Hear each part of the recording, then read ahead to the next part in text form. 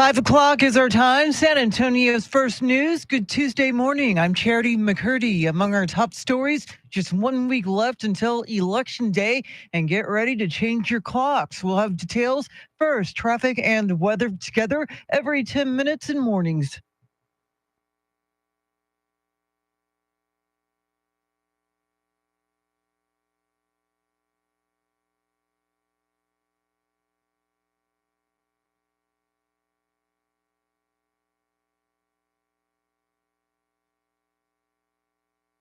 Good morning, everybody. Sam, Sika, RK, Rooster, Echo, Travis. RK, what is up, man? I think that's everybody. What is up? I think that's Dave the Wave. What's going on, Dave?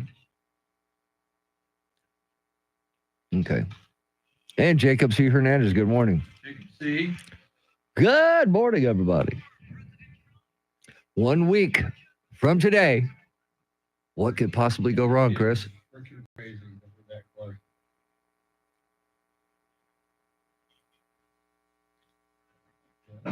Good morning, Travis.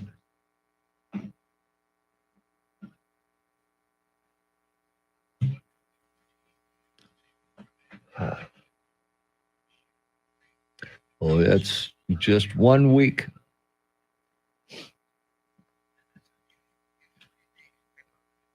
Melania coming up on Fox. Yeah, I know. I saw that. Live audience show with Melania Trump on Fox News. Whoa. Oh, not just that. RFK Jr. and A-Rod. Wow. Oh, which, by the way. I took the extension cord. Oh, no. Not over here. Oh, you need to go in here? Right. I saw this morning. Apparently, the Yankees rolled out Fat Joe before the game last night to perform like they had Ice Cube do it in Los Angeles. Okay. I didn't get it. It was awful. Yeah. I watched it this morning. I was like, what the hell is this? Huh.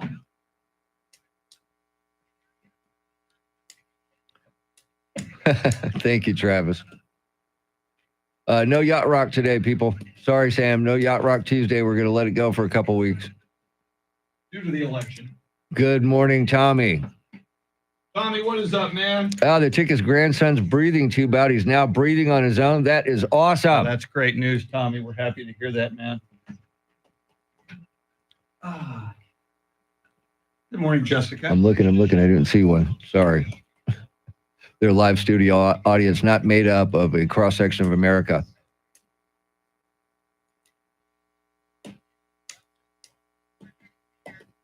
Look. Hello. No, over here left. Oh, yes. Sorry. I said good morning. Oh, did you? Yeah. I'm sorry. I didn't want me to interrupt you guys.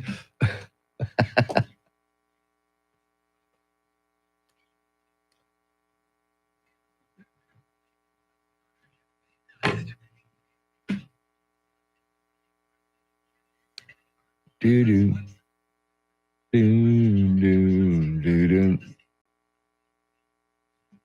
Oh, man. Third week, at least somebody's covering it. Yeah. Any news, Special though? Circumstances. Any news? Special circumstances. Okay, and then they followed up by that. That's interesting. Yeah. And I've got that talk back ready to go from yesterday. Sarah Duran moves up one. Yes, she does. All right, Chris, I got that talk back ready when we get to it. Cool. 1 week away. I can't believe it. It is almost here. Excuse us for 1 second.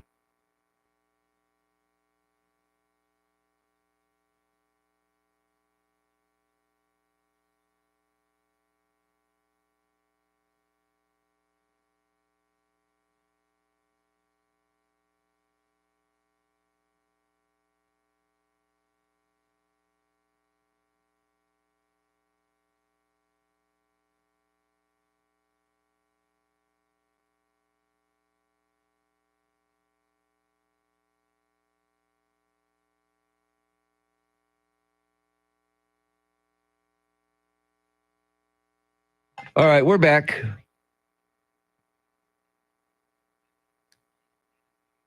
Uh, Yeah, I don't like to hear that, but I don't either. get But it at over this with. point, let's be done with baseball. And Let's roll out Fat Joe again. That'll be great. now, am I supposed to know who Fat Joe is? Some rapper guy. Okay. I don't know who he is. I mean, Yeah. I've seen him around. You know, I have no idea any of his music. I can honestly Yeah, tell you, I know nothing about him other than, hey, that's Fat Joe. Until you said his name 10 minutes ago, I had never heard of him. And he shouldn't be called Fat Joe anymore because he's lost a lot of weight. See, He there's should that. be Joe. How about Joe on Ozempic? Yeah. Fat. Not the so- artist previously known as Fat Joe. Not so Fat Joe. Sponsored by Yeah, Ozempic. not so Fat Joe. Yeah. Used to be Fat Joe. The artist formerly known as Fat Joe. Oh, just Spurs win? No, they lost. Okay. It was tight, but they lost. Like, Well, it was tight the game on Saturday also.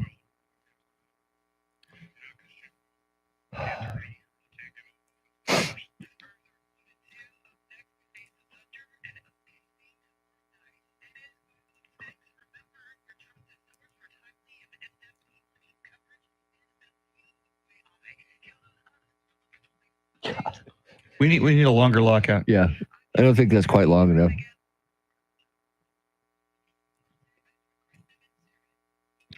Yeah, it's been. Now, I did find, I was watching Ken's yesterday on the news. Mm-hmm. If we want to do something on local races, there's a political science guy at UTSA. John Taylor was very good. Okay. So, something to think about. Absolutely. He's the chair of the political science department. He was pretty good.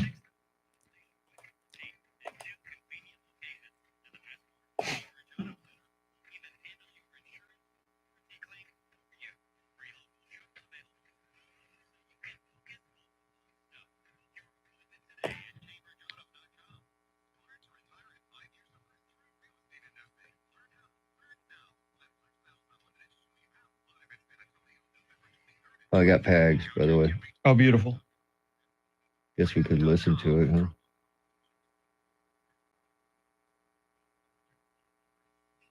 Hang on, people.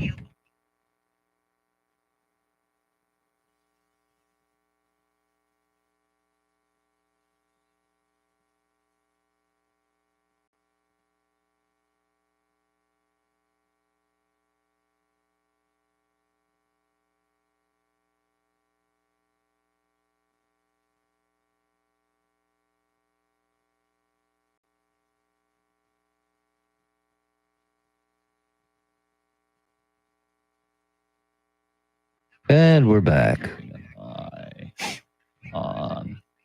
Man, I saw they were showing some video of polling sites yesterday. Yep. Oh my God. Lines? Oh man. Big time lines. I can't deal with that. I do like Charity's idea though. Charity found a polling site that is pretty obscure. Yeah, we're keeping it under wraps.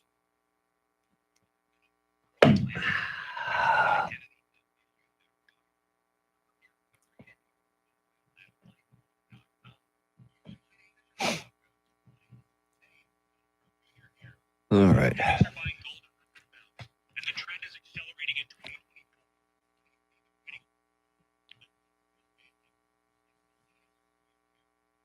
You too. The band? Too. They don't need gold. They got a lot of money. Yeah.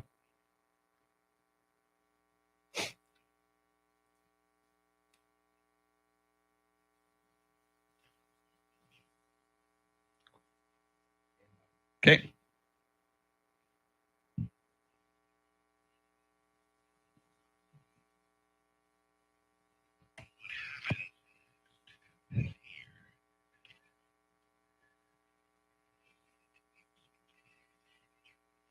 Who?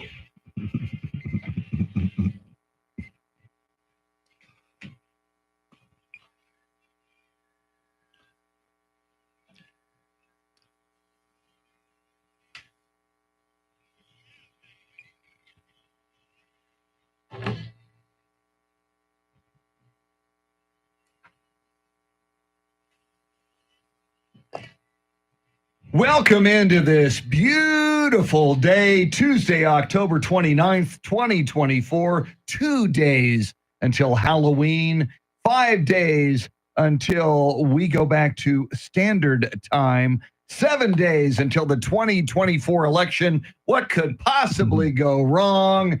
30 days until Thanksgiving, 57 days until Christmas, and 234 days until the first day of summer, 2025. Charity McCurdy, have you voted yet? How dare you ask such a personal question, Chris Jewell? Where are your manners? Where is your election etiquette? No, I haven't. I plan to today. That's a great, am I being rude at asking somebody a personal question? That's a great question, about Chris. their vote, Mr. T. And you haven't voted yet, have you? Once again, Chris, mind your own business, man. No, I have not. I have not voted yet. Tough crowd, I tell you.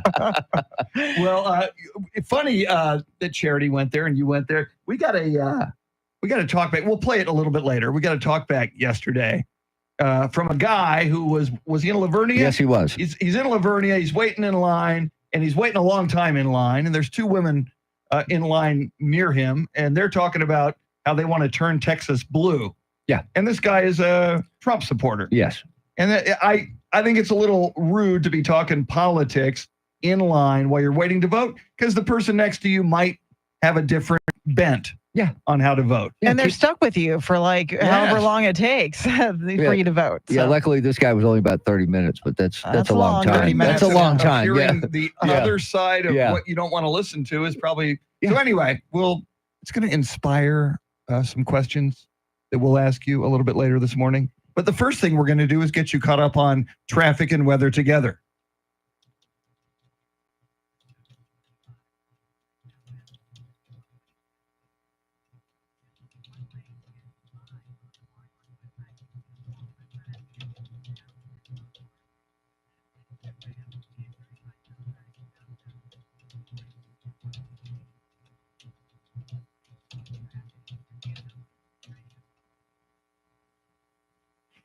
Cloudy skies this morning, becoming partly cloudy later today. A slight chance of a shower, highs in the mid to upper 80s. Tomorrow, a shower or two possible with partly cloudy skies in the afternoon, highs right around 90 degrees.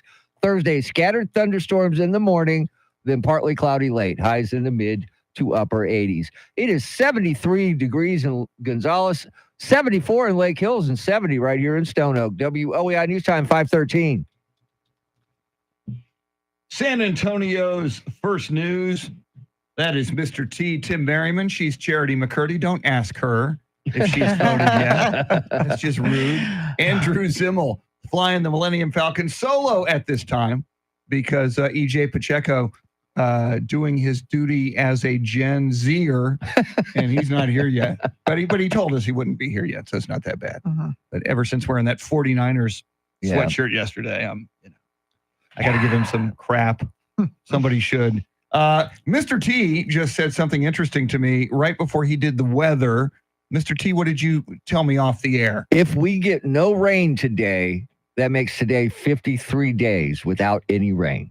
Any measurable rain. Measurable rain. And when it was at 40, Charity, I heard one of our local meteorologists say, we've gone 40 days without rain.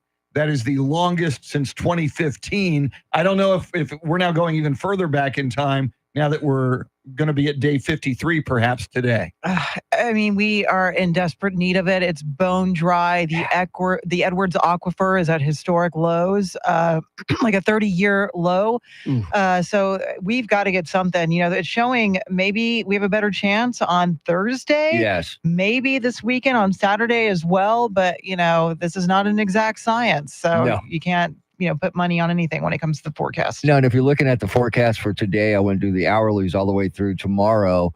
At the most, we have about a 25% chance of rain. And it's better than 10 or 15. But it has to be measurable rain or it doesn't count, according to the meteorologist from Channel 5. Now, has anybody employed some people to maybe do a rain dance? I think it's a great idea. I believe in mystical things.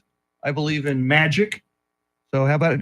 So Could this be magic? Could it be magic? Could Barry Manilow come out and do a rain dance? I feel like you should lead the way on this. Some Yeah. kind of social media video, See, Chris, of you that's what I'm dancing. thinking. Charity, Yeah. how dare you? That would be cultural appropriation. If I let a rain dance, What if he wants to run for office? I would. Well, yeah. If I did a rain dance, I would be, silenced on social media for cultural appropriation. Would I not? What if you're just dancing to songs about rain? Oh, I That's like not that bad. even better. Ooh, Okay. Eurythmics. Yeah. All right. I might open with some That'll Annie work. Lennox and then the Eurythmics. All right. I like maybe. But I would put a disclaimer. I am just dancing to Eurythmics music. I am Yes. not culturally appropriating anything. This is just me. We live in strange times. We do. Yes, we do. Coming up, we're going to talk a little election etiquette with you.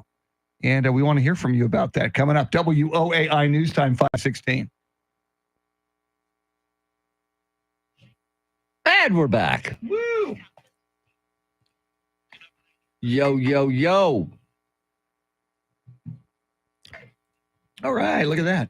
Sohan getting a little chippy. I'd like to see that.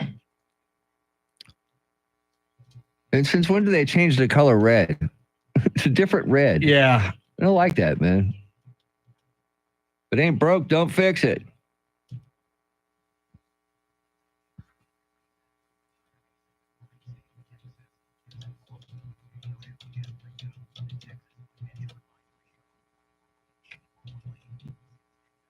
Quick question: the extended weather zone history check?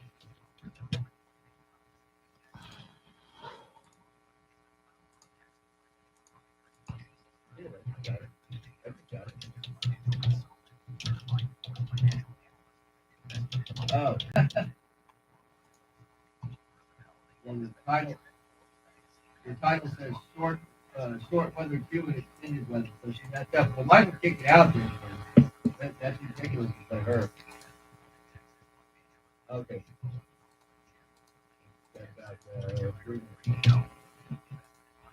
All right then.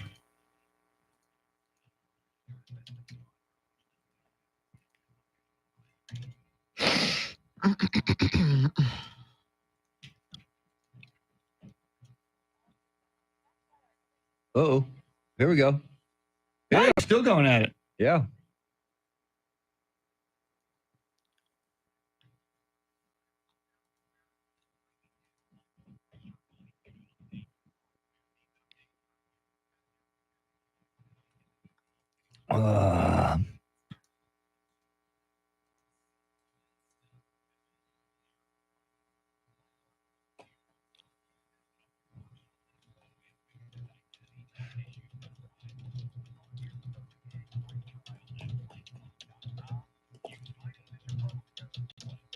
Right.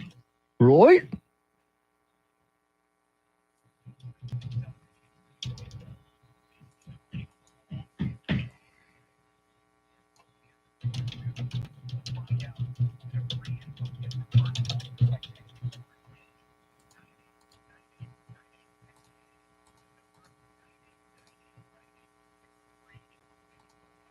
Travis, RK, Tim, Jacob, sick of pollen, Rooster in the morning.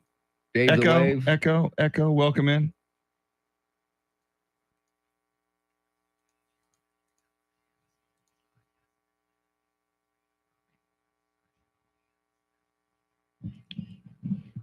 Radio. Stand by.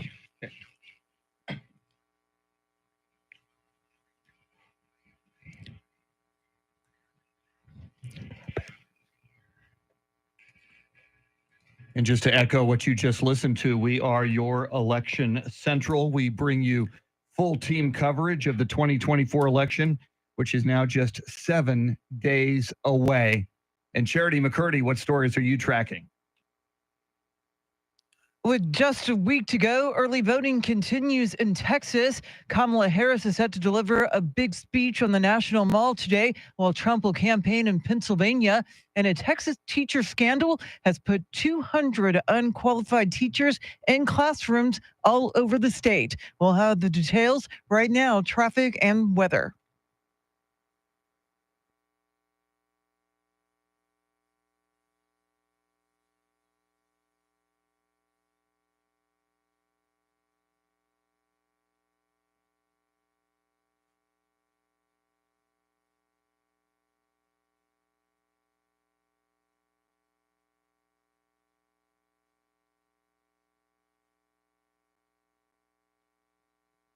Cloudy skies this morning, partly cloudy this afternoon, slight chance of a shower, highs in mid to upper 80s. Tomorrow, a shower or two possible early with partly cloudy skies in the afternoon, highs right around 90. And on Thursday, scattered thunderstorms in the morning, then partly cloudy late, highs in the mid to upper 80s. It is 71 degrees at the Pearl, 70 in Von Ormy, and 70 right here in Stone Oak. WOEI News Time, 520. Von Ormy on the banks of the Medina River, beautiful Vista Hermosa Park. Great fishing, by the way. Great fishing. Yeah, Nice. catfishing. Catfishing. Yeah. Mm-hmm. Yeah, be careful catfishing. I saw a Netflix documentary on catfishing. It can go real bad if you're catfishing out there. That's only if you're noodling. Yeah, okay. Or canoodling, whatever you're doing. So yesterday on the show, we got a talk back, and it got us, especially Charity, because she came up with this morning's idea. It got us to thinking. Listen to this. Good morning. It's the oil man from Lavernia, Texas. It took me exactly 34 minutes to vote. And the only issue I had two women in front of me that were talking out loud that had moved from California to Lavernia and talking about making Texas a blue state. See, the guy's a red state voter. He's a Trump supporter, and he had to spend 34 minutes, Charity, listening to these two women talking about they're going to make Texas blue. That could not have been an enjoyable 34 minutes for him. Yeah, and it really raises the question, what is appropriate, what's not appropriate to talk during election time? Is it even a violation for someone to ask you, have you voted yet? What's your tolerance when talking politics? Or would you rather people just not even bring it up? That's what we're hoping people will provide on our Talkback feature on the free iHeart Radio app. If you don't have it already, download it. It's free. You search 1200 WOAI and you hit that red circle. That's the Talkback button to sound off. Yeah, and I think it's personal. I think if you're going to come up and tell me that, hey, did you vote? Or even worse, who did you vote for? That's even more invasive. Your vote is a personal, it's your right to keep it secret if you want to keep it secret. Yeah. Obviously, a lot of people don't. You look at their bumper stickers, you look at their hats, you look at their shirts. So a lot of people don't. I think to ask just the question, have you voted? This is America. And I will be honest with you. No matter how you vote, if you voted, I see you. And I say this to a lot of people on Facebook. They've taken their photos with the little sticker they get when they voted. I say, thank you for being a good American. I think you should vote. You have the right not to vote, but I think that's fair game. I think have you voted is fair game, but who did you vote for? I don't think is. What do you think, Charity? Yeah, I think that's getting too personal when asking who you voted for. But I think it just makes sense to ask, have you voted yet? I mean, the election is obviously top of mind for a lot of people. You can't escape it. So I just think it's making small talk. I don't think people mean to be offensive when they ask that question. But for those that are annoyed by that question, I think it's just more telling of how exhausted everybody is. Amen. And here we are 7 days to go. Yeah, and even if it's a family member who asks you, who you voted for or did you vote yet? Yeah. I mean, sometimes it's a start of a conversation that you really don't want to have. So that's why I try to avoid it. Yeah, and in my family, probably you, the two of you as well, I have hardcore Trump supporters and I have hardcore Democrats who are on the opposite. I mean, there have been some kind of ugly moments. Thanksgiving comes to mind. Thanksgiving does come to mind. So yeah, and I tend to just kind of back out of that conversation. And I imagine there's some people listening, Charity, who would say, no, don't back out of that conversation because there's so much on the line. Because either side, there are people on each side here who believe this is the biggest election of our lives, that this country will fundamentally change one way or the other depending on the outcome. No, based on my 45 years, I've never convinced someone on the other side of the aisle to come over to my side based on a conversation about politics. So I just think you're asking for trouble. And I think people assume that we, considering our line of work, want to have the conversation. And that's not necessarily the case, especially when we're on our off time. We want to check out a little bit for sanity purposes. So again, I don't welcome the conversation, but asking, hey, did you vote and where did you vote? There's no harm in that. Yeah, I guess that's, where did you vote? because you're helping out your fellow Yes. man by telling them, hey, I got in this place. It was very fast. I mean, Yeah. that's kind of cool. And I want that information. Yeah. I haven't voted yet. So, all right. So to recap, voting etiquette, voter time etiquette. What are your pet peeves? What is your advice? What are some do's and don'ts? Have you heard anything weird that sets you off? We want to know. The free iHeart Radio app.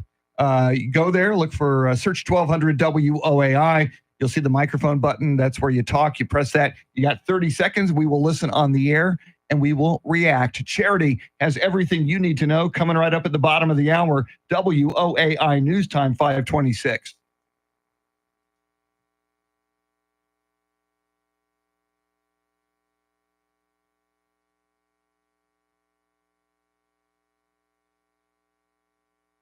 Not that I'm complaining because she's hot. And we're back. Travis, what do you mean by the red? You're talking about my shirt and my hat? It's not really red. Is that red? Yeah, like a rust colored almost. And it matches the hat. See, the shirt matches the hat. The hat, the crazy horse hat that my wife got me from South Dakota. Is that what you're talking about?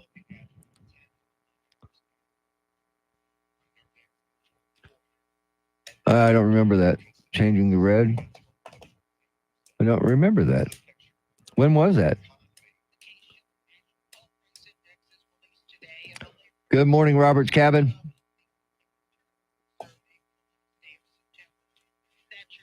Good morning, Dave the Wave.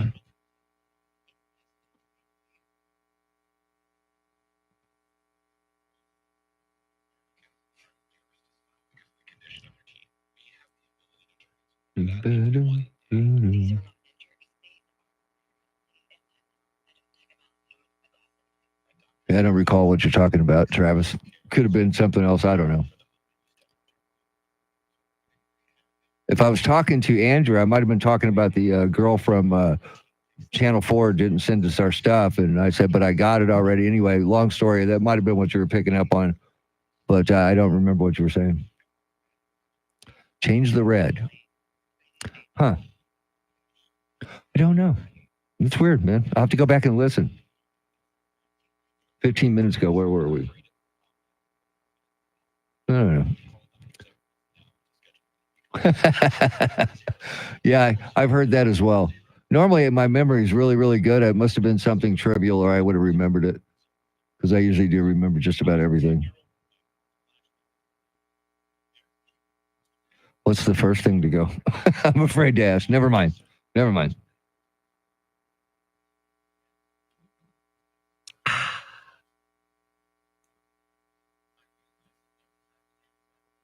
Oh.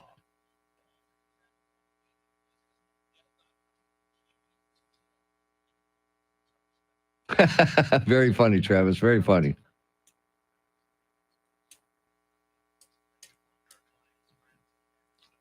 Huh. Interesting.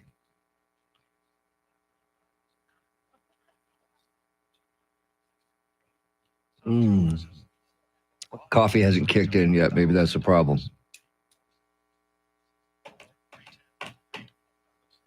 Do-do, do-do. Oh. Time for a coffee refill. Chris will be back in a minute, and Charity's coming up.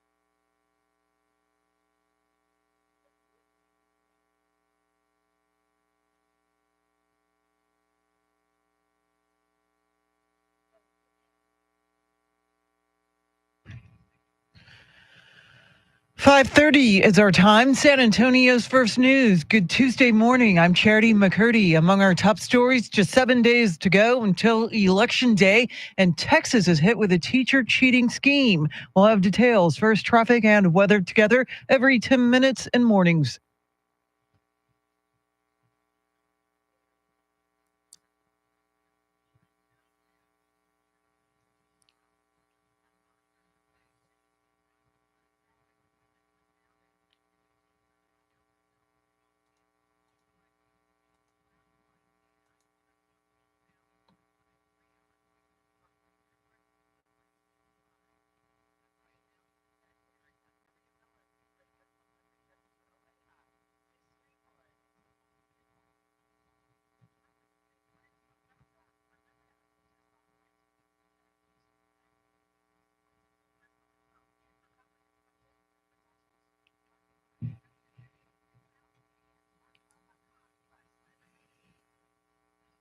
Your weather forecast for this Tuesday: slight chance of a shower. Cloudy this morning, becoming partly cloudy, a high near 85. Tonight's low 72 with a shower possible. Right now, 74 degrees.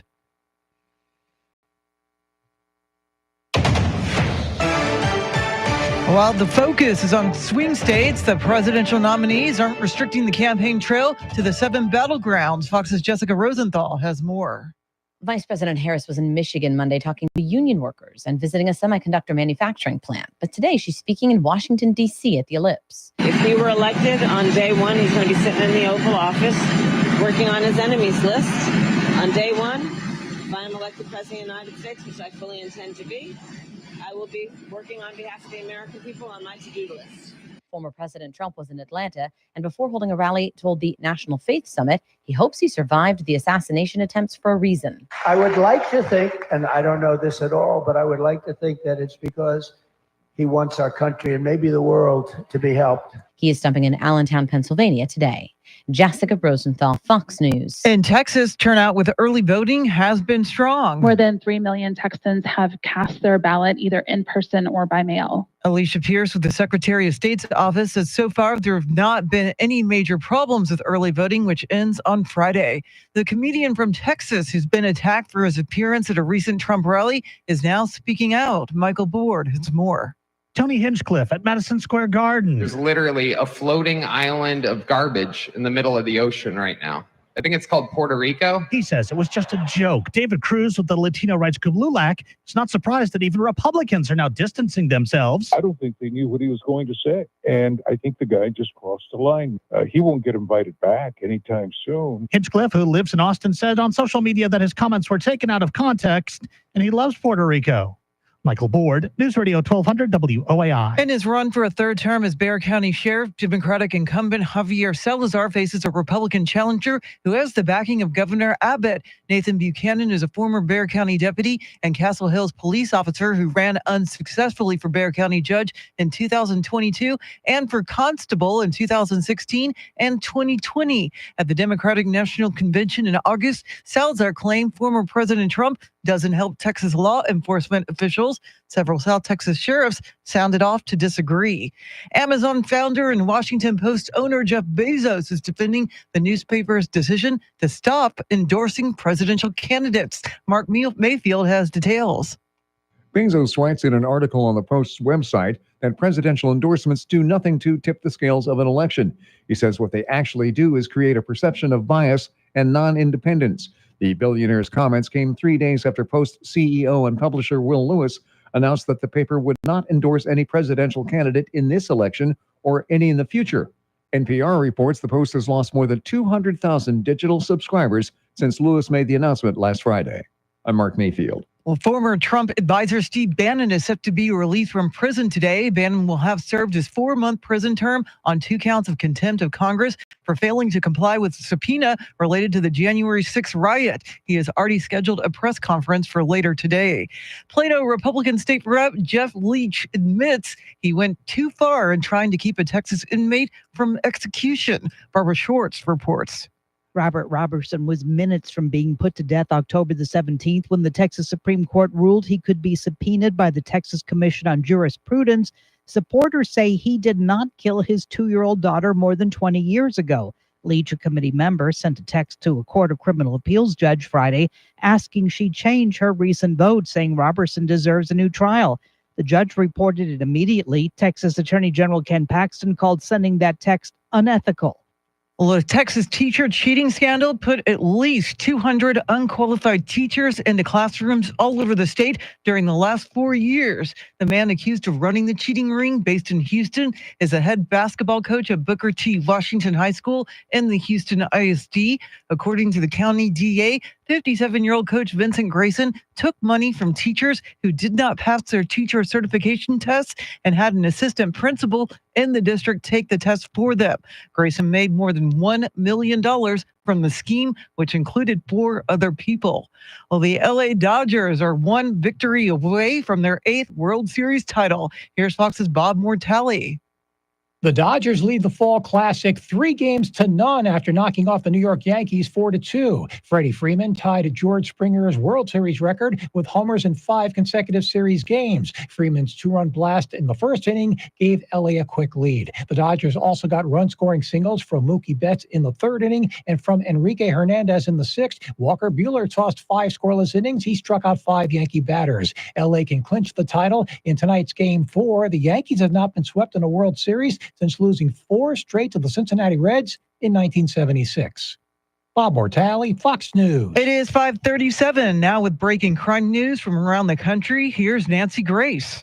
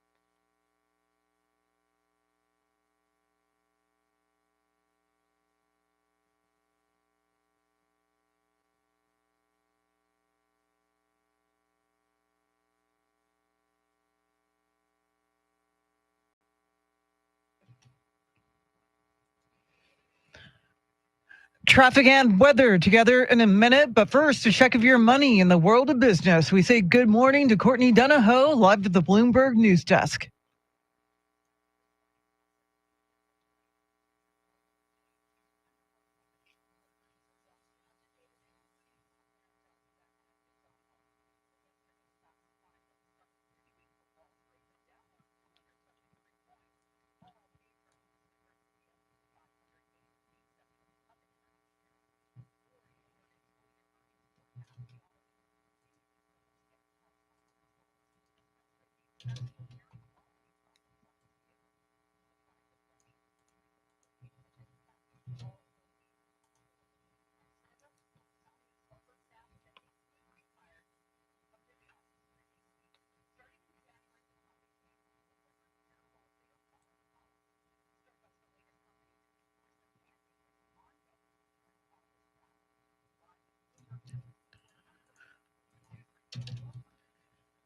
Thanks, Courtney. Remember, your trusted source for timely and in-depth election coverage is WOAI. Count on us to deliver the latest updates on Decision 2024. I'm Charity McCurdy. Here's traffic and weather.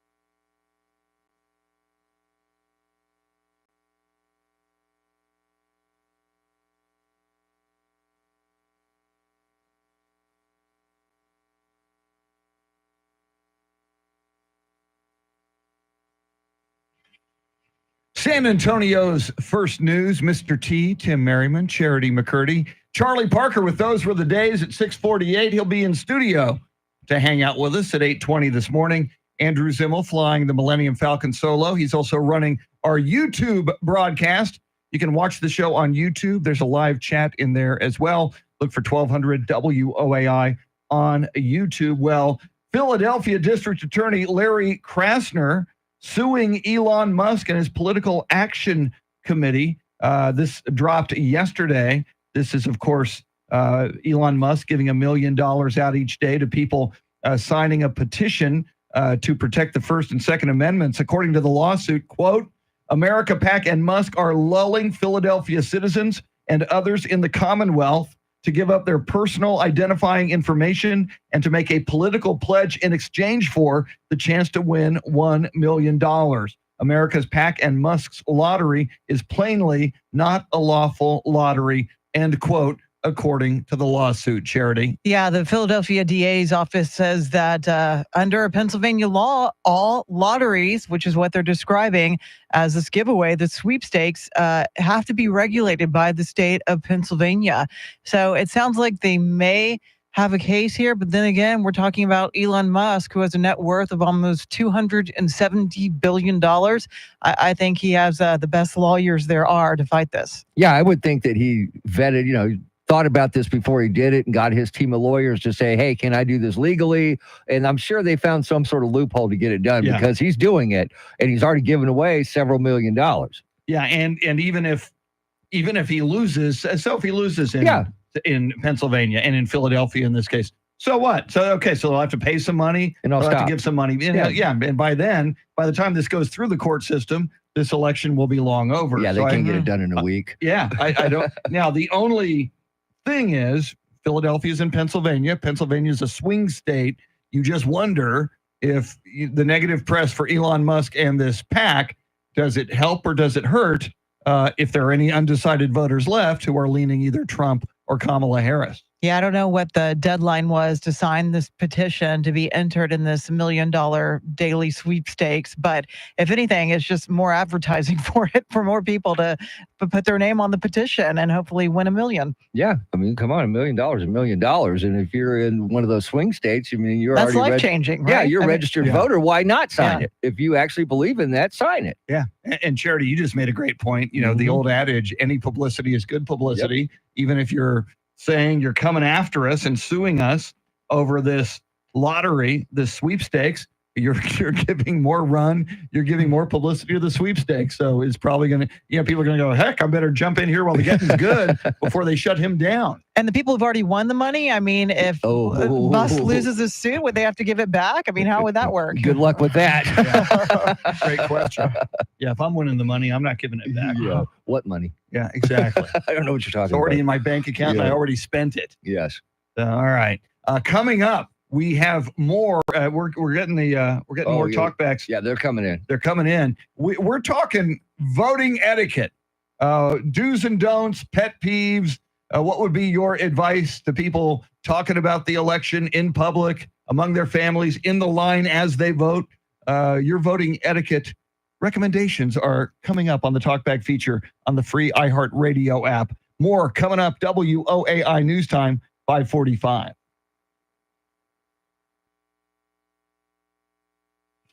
And we're back. Woo! Love the reports of rain. Makes me feel good. Rain on the south side. And Tim, as far as how much coffee I drink in a day, I have no idea. I only drink it here at work. So once I'm done, I just have this 1 cup right here, 1 cup at a time, and that's about it. So there you go. 1 cup at a time. And when I run out of coffee, I dive into the iced tea. Woo! Yeah, when I get home, I drink tea and water.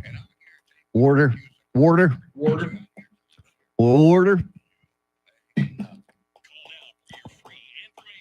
And what's funny is before I started working mornings, I hardly ever drank coffee. Same here. I was not a coffee guy. Same here. And ever since then, but on the weekends, unless I'm out someplace, I hardly ever make coffee at home. I do have coffee and I I can if I want, but I hardly ever do it. I'm not that hardcore. Just work. It's the only thing that keeps me awake here.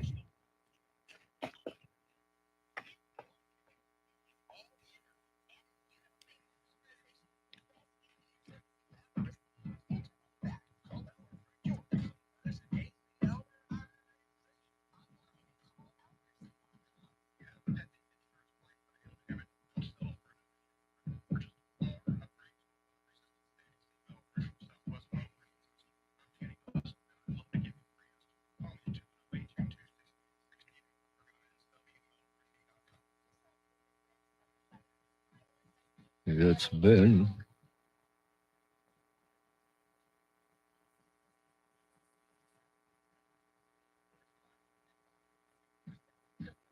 okay. Got it. Chester's hamburger and chocolate shake, please. I love it. I was telling Mr. T I am meeting my sister today after the show at a new place on Stone Oak Parkway called Mimosa Gossip. It's the name of the place, Mimosa Gossip. They just like the name. Yeah, they got mimosas, they got breakfast, they got beer.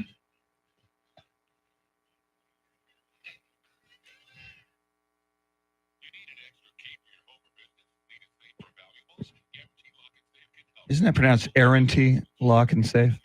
Arranty Ock and Safe. I've heard it both ways. Mushroom coffee for RK. Magic mushroom coffee? Because I'm in. I have not tried mushroom coffee. I've heard good things about it. There's a person out here in the salespeople that have it on their desk. Really? Good morning, Rock. Steve DeRocco in the house. THE Rock, the human element.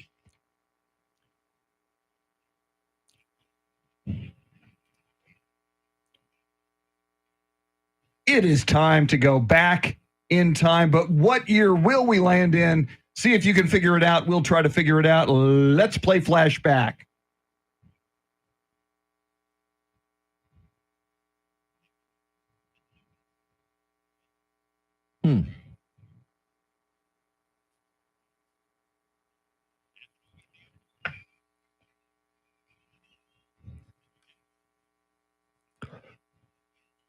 Wow.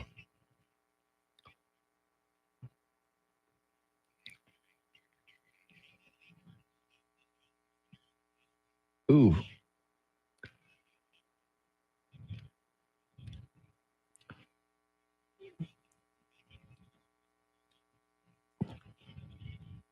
'77, '78, or '79? Charity, got any ideas? 79. I'm leaning '79 because I graduated high school in '78 and I don't remember The Wiz. See, I'm thinking Nick Gilder. I'm thinking 78. Wow. But I'm not positive. Yeah, I'm going to lean with Charity and go 79. Mr. T goes, I like this. We got a dispute. What year was it?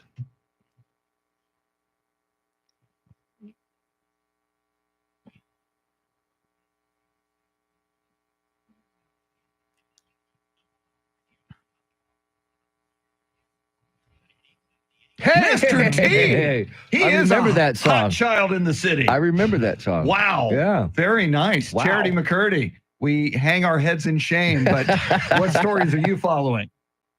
Well, Kamala Harris is set to deliver a major address on the National Mall today, while Donald Trump will be in Pennsylvania. Ballot drop box fires are under investigation in Oregon and Washington, and police in Texas have arrested 3 suspects with suspected ties to the violent Trinidad Aragua gang. We'll have the details right now, traffic and weather.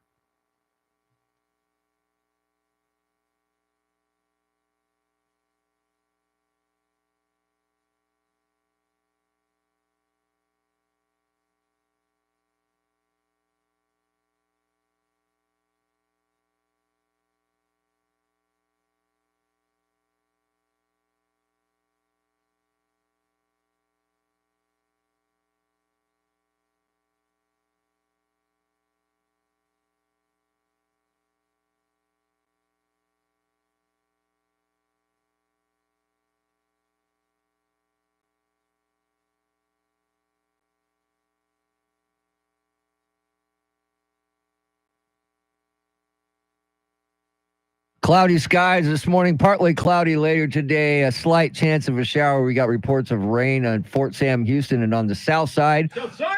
Highs today in the mid to upper 80s. Tomorrow, shower 2 possible early, partly cloudy later in the afternoon.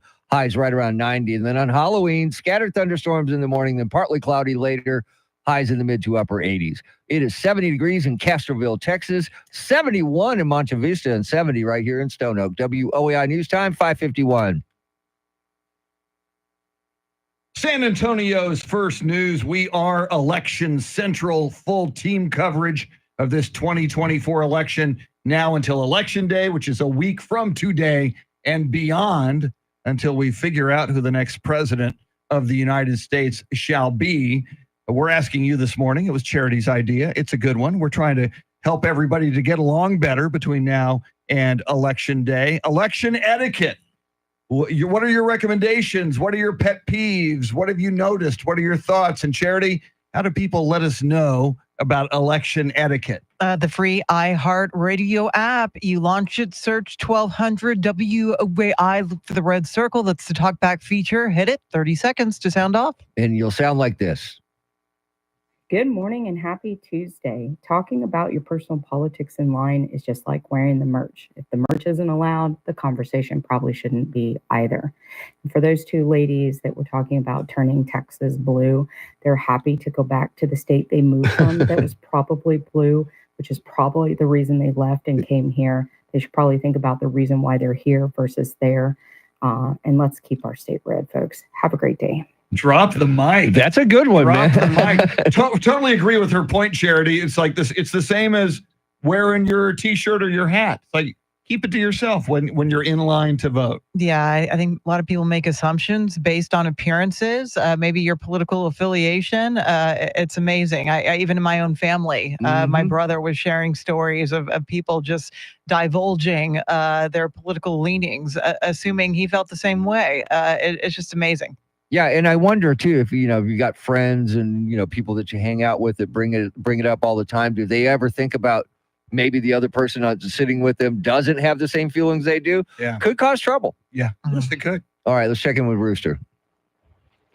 Hey, good morning, Tim, Chris, and Charity. Hey, it's Rooster. Yeah, Michelle and I will be voting today, and yeah, I agree. I don't think it's anybody's business how anyone else votes. But if you know the person well enough, you should have a pretty good idea which way they're going to go. And with that being said, on this Friday, I'll be wearing red for 2 reasons, and you know what I'm talking about. You guys have a great day. This is Rooster. Wow, I like it. Nice little exclamation point there. I picture Rooster with like some kind of like side pocket harness for his harmonica. He just whips it out like whenever the mood strikes. When in doubt, he whips it out. Very nice. All right, here's RK. RK here. Well, there's that one thing. Oh, yeah, what is it? One of them amendments. Oh, yeah, freedom of speech. That's right. Dang, you guys surprise me sometimes. If that guy was so offended by them 2 women, guess what? He could have went to the end of the line, wouldn't have to listen to none of it. Y'all have a beautiful, unoffended day. Bye, y'all. I think he's misunderstanding. I mean, if you can't wear a T-shirt and go into a poll, within 100 feet, you shouldn't be able to talk about it there either. Yeah, but he does. I mean, once you hit freedom of speech, though, hard to argue against freedom of speech. Yeah, there is that. He makes a point. All right, and here is Fred. Good morning. This is Fred. I think everybody should vote. I think that if you didn't vote and you want to have an opinion about who's in office, you didn't like it, well, you should have voted. So you could maybe make a difference. Maybe not, maybe so, who knows. But everybody needs to vote if you're going to have an opinion. If you don't vote, you shouldn't have an opinion at all because you didn't vote. Bye. Well said. He makes a point.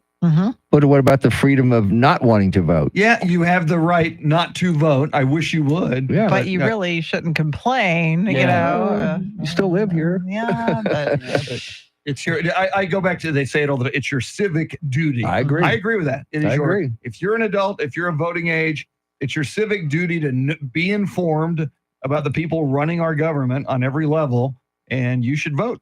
Yeah. Mhm. Yeah. I voted every election since I was 18. So Same here. Yeah. And Same here. I don't miss. All right. Let's check in with our favorite school teacher.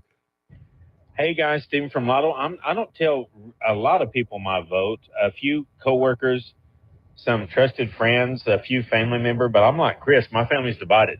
Some support Trump and some do not. So I'm sure not going to tell a stranger in the polling place line my vote. Hey, I know I've told a few political jokes, but I don't really like too many because I've seen too many of them get elected. And I'm always looking for that mythical creature, the honest politician.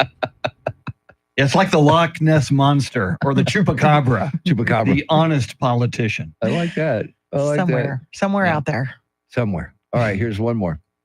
Voter etiquette. I cannot stand the people that when I'm in line try to hand me pamphlets and sway me. I'm in line. I've already made up my mind. I don't need you to convince me. Totally agree with I that. do too. And not only in line, when I'm getting out of my car. They think you're fair game. And it's like, yeah, like you're going to convince. And you said yesterday, Charity, it was hilarious. Charity goes, "Oh, what a beautiful, colorful pamphlet you just handed me. I think I'll vote for this person now. You totally swayed me."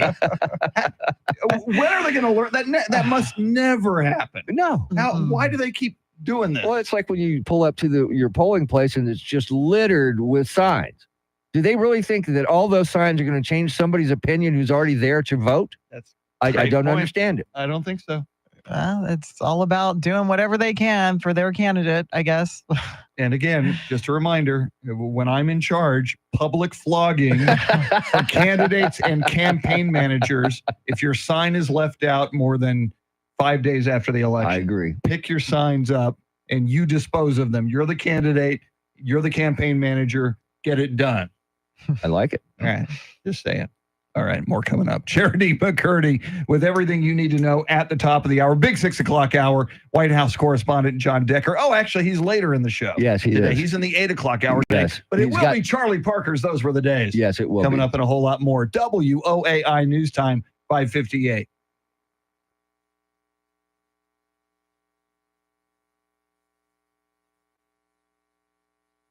And we're back.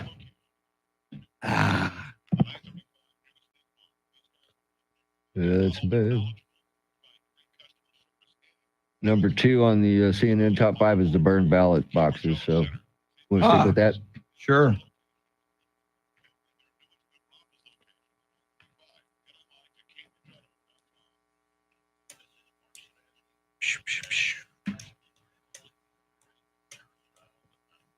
Yes, Tim, we will.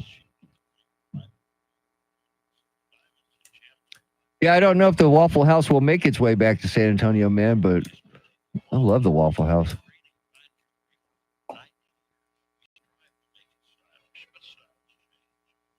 Yeah, but the Waffle House doesn't have mimosas They like do Mimosa not. Gossip. They do not, and they have waffles at Mimosa Gossip. Yes, they do. Shouldn't it go both ways? Shouldn't the And Waffle House have mimosas? Yes. And they've got breakfast tacos at Mimosa Gossip. Mm-hmm. You had Do they me have at, breakfast tacos at Waffle House? no, They should. they don't. You had me at breakfast tacos, Chris. It's a Taco Tuesday. It is. All right, we actually went through all the talkbacks, so we need some Outstanding. more. I'm sure they'll come. Yeah, it's been. God, what a horrible name for a podcast. Yeah, agree. Yeah.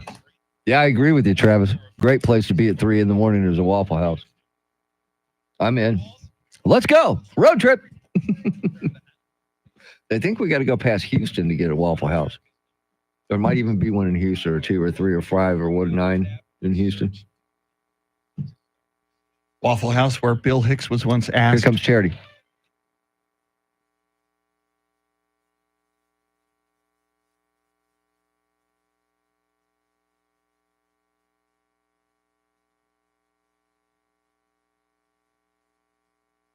Six o'clock is our time. San Antonio's first news. Good Tuesday morning. I'm Charity McCurdy. Among our top stories, just 1 week until Election Day and a Texas teacher scandal. We'll have details. First, traffic and weather together every 10 minutes in mornings.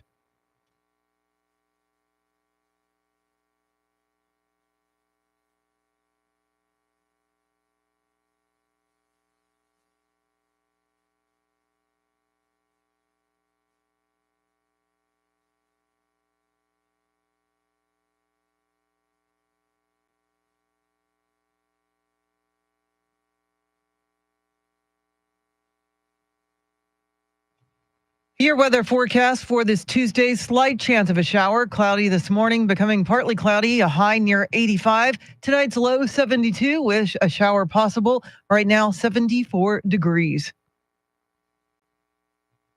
Well,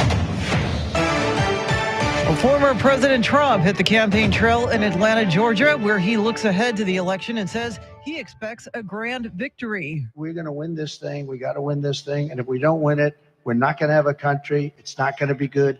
But I hear everything from what I hear is it's not only going to be a victory, it's going to be a big, fat, beautiful victory. That's what we're doing. And with 1 week out, Vice President Harris is making a closing argument to undecided voters. Here's Fox's Jared Halpern. Vice President Kamala Harris will deliver a closing argument from the Ellipse here in Washington with the White House as a backdrop to offer what a senior campaign official says is an appeal to turn the page on the Trump era. Harris and other Democrats have ratcheted up warnings about a second term for the former president, describing him as increasingly unstable and focused on his own grievances. The Ellipse is also where former President Trump rallied supporters before a mob attacked the U.S. Capitol on January 6, 2021. Harris is expected to spend the final days of the campaign on the road with visits to all of the battleground states. At the White House, Jared Halpern, Fox News. 2 ballot drop box fires in the Portland, Oregon area are under investigation. Portland police said they responded to a call about a fire around 3:30 this morning. What was called an incendiary device is reported to have been placed inside the ballot box, damaging 3 ballots. About 15 miles away in Vancouver, Washington, officers found a suspicious device that was burning next to a drop box, damaging hundreds of ballots. And time is running out to cast a ballot before the November 5th election. Rex Oates has more. Presidential election is just 1 week from today, and so far, turnout with early voting has been strong. Alicia Pierce with the Secretary of State's office says more than 3 million Texans have cast their ballot so far. We're trying to compare presidential to presidential. It's hard to get that, but what we are seeing is that Texans are going to the polls literally by the millions. Also, she says that in 2020, we were in the grips of COVID, which affected voting patterns. So far, there's not been any major problems reported with early voting, which ends on Friday. I'm Rex Oates, News Radio 1200 WOAI. Amazon founder and Washington Post owner Jeff Bezos is defending the newspaper's decision to stop endorsing presidential candidates. In an article on the Post website, Bezos writes that presidential endorsements do nothing to tip the scales of an election. He says what they actually do is create a perception of bias and non-independence. The Post has lost more than 200,000 digital subscribers since the announcement. At least 200 unqualified teachers have been in Texas classrooms for the last 4 years, thanks to a teaching certification scandal that has 5 people charged with organized crime. Eric Lycum has the story. Harris County DA Kim Ogg says Booker T. Washington head basketball coach Vincent Grayson was the ringleader of this fairly well-known scheme. Teachers who failed their certification would pay $2,500 for him to take the test for them and pass. He would give a percentage to the former certifying official, Tywana Guilford Mason, who allowed it and was also arrested. 3 others, including assistant principals, were charged with recruiting would-be teachers to the scheme. Ogg says the scandal erodes public trust in the embattled public education system. And it just destroys that kind of faith that our community has in public schools. Grayson reportedly made over $1 million from the scheme. Eric Lycum, News Radio 1200 WOAI. The Los Angeles Dodgers are on the verge of winning their 8th World Series. LA will be looking to finish the sweep when it visits the New York Yankees for Game 4 of the Fall Classic today at Yankee Stadium. It is 6:05. The Spurs fell short to the Rockets last night at home. The voice of the Spurs, Bill Schoening, has details in today's Spurs Report.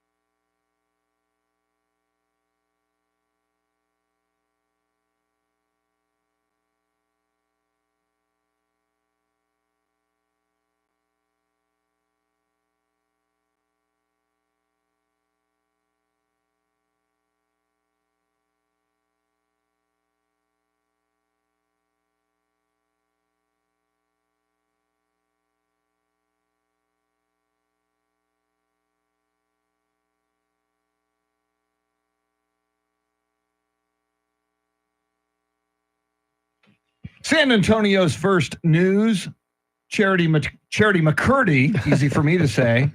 Mr. T, I guess I'm a little flustered because you came in here with some big news. It is raining right here at the Radio Ranch, and we're not talking light rain either. It's coming down pretty good. It is raining here. It's been a long time since we've seen rain. And I'm looking at the radar, and it looks like it's going to be short-lived. I don't know if that's going to be considered measured rainfall, but we'll take whatever we can get at this point. I was actually splashing in a puddle, so I would say that's measurable, right? Yeah. Okay. Yeah. If you can splash in a puddle, that's I pretty was darn puddle good. jumping. Yeah, that's All right. great. Big 6 o'clock hour is upon us. Charlie Parker with Those Were the Days at 6:48. And coming right up, you probably heard Charity reporting on it at the top of the hour. Those ballot boxes burned in Oregon and Washington. We'll tell you about that, react to it as well, coming right up. But first, your traffic and rainy weather together.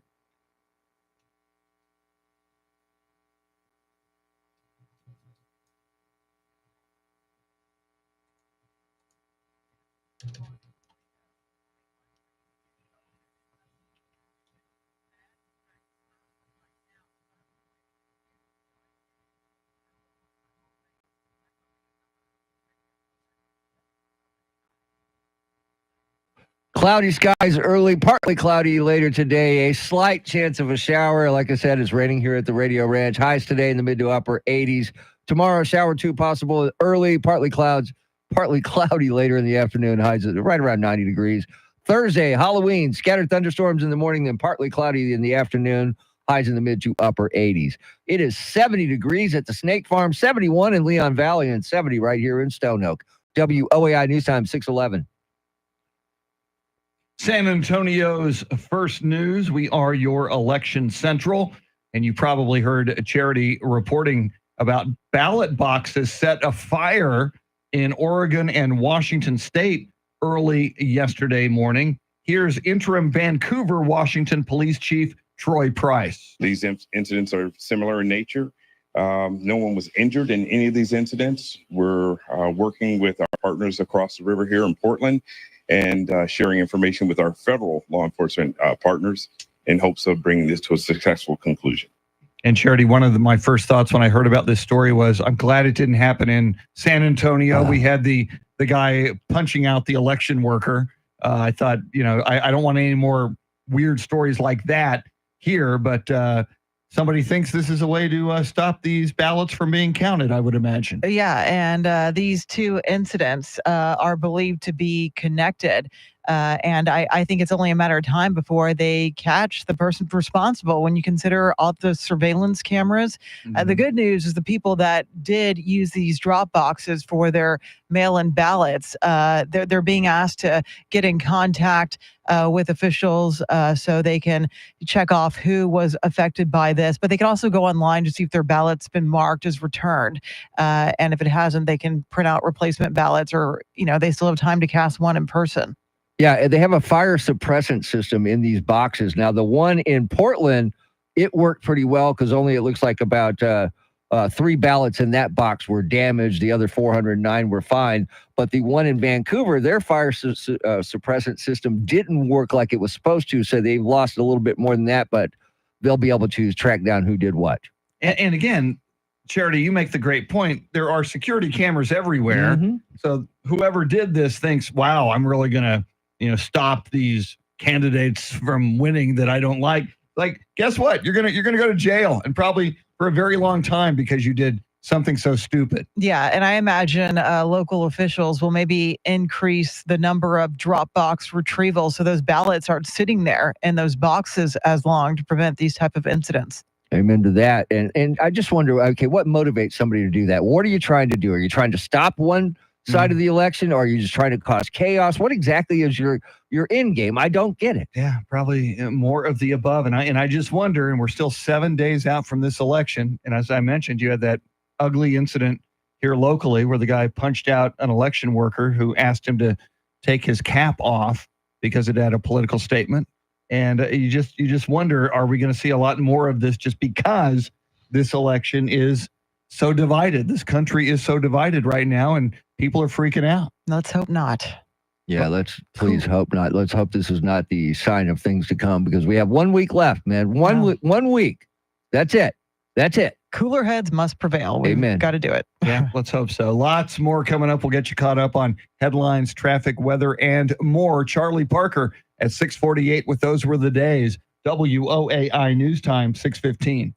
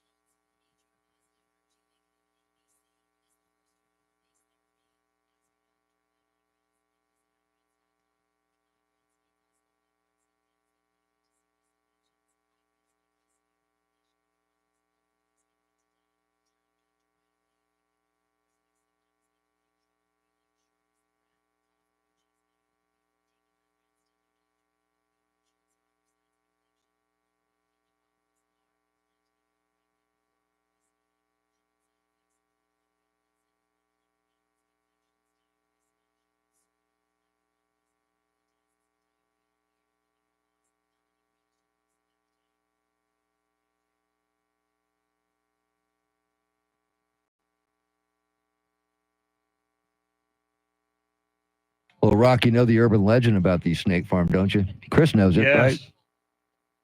I think Rock spent some time at those special trailers at the snake farm. Out back by the Late prairie night, dog farm. Yeah.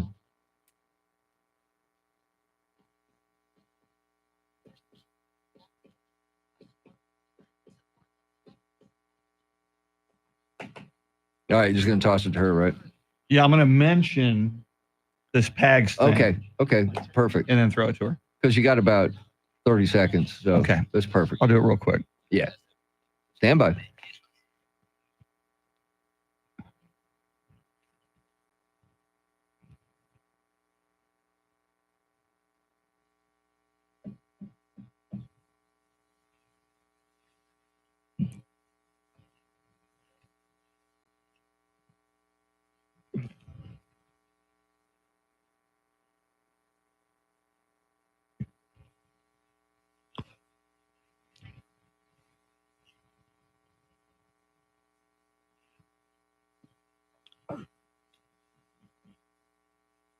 Just ahead of headlines, traffic, and weather together. In a programming note, a special edition of the Joe Pag Show this Friday. It will be a town hall that you can participate in from 4:30 to 8 p.m. right here at the WOAI iHeartRadio studios at 2880 Stone Oak Parkway in San Antonio.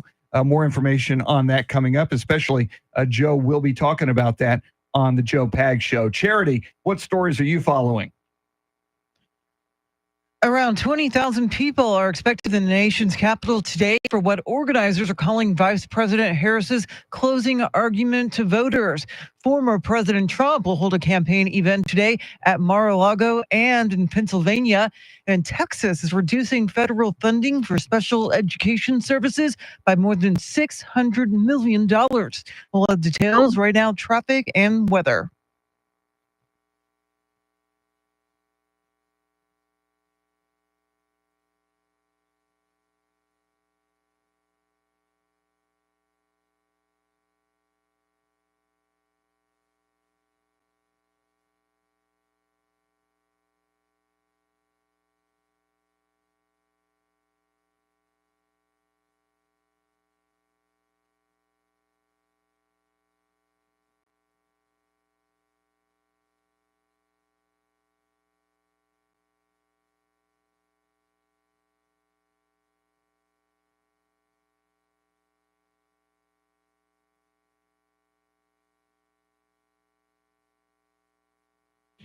Cloudy skies this morning, partly cloudy this afternoon, a slight chance of a shower this morning. It's raining here on the north side of San Antonio. Highs right now, or highs today in the mid to upper 80s. Tomorrow, shower or two possible early, partly cloudy in the afternoon, highs 90.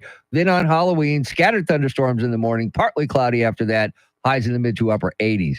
It is 71 degrees in Lavernia, Texas, 71 at Fort Sam, and 70 right here in Stone Oak. WOAI News Time, 621.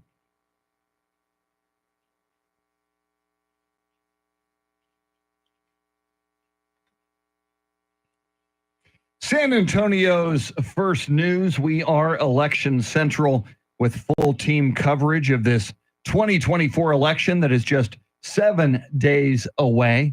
Charlie Parker coming up at 6:48 with Those Were the Days.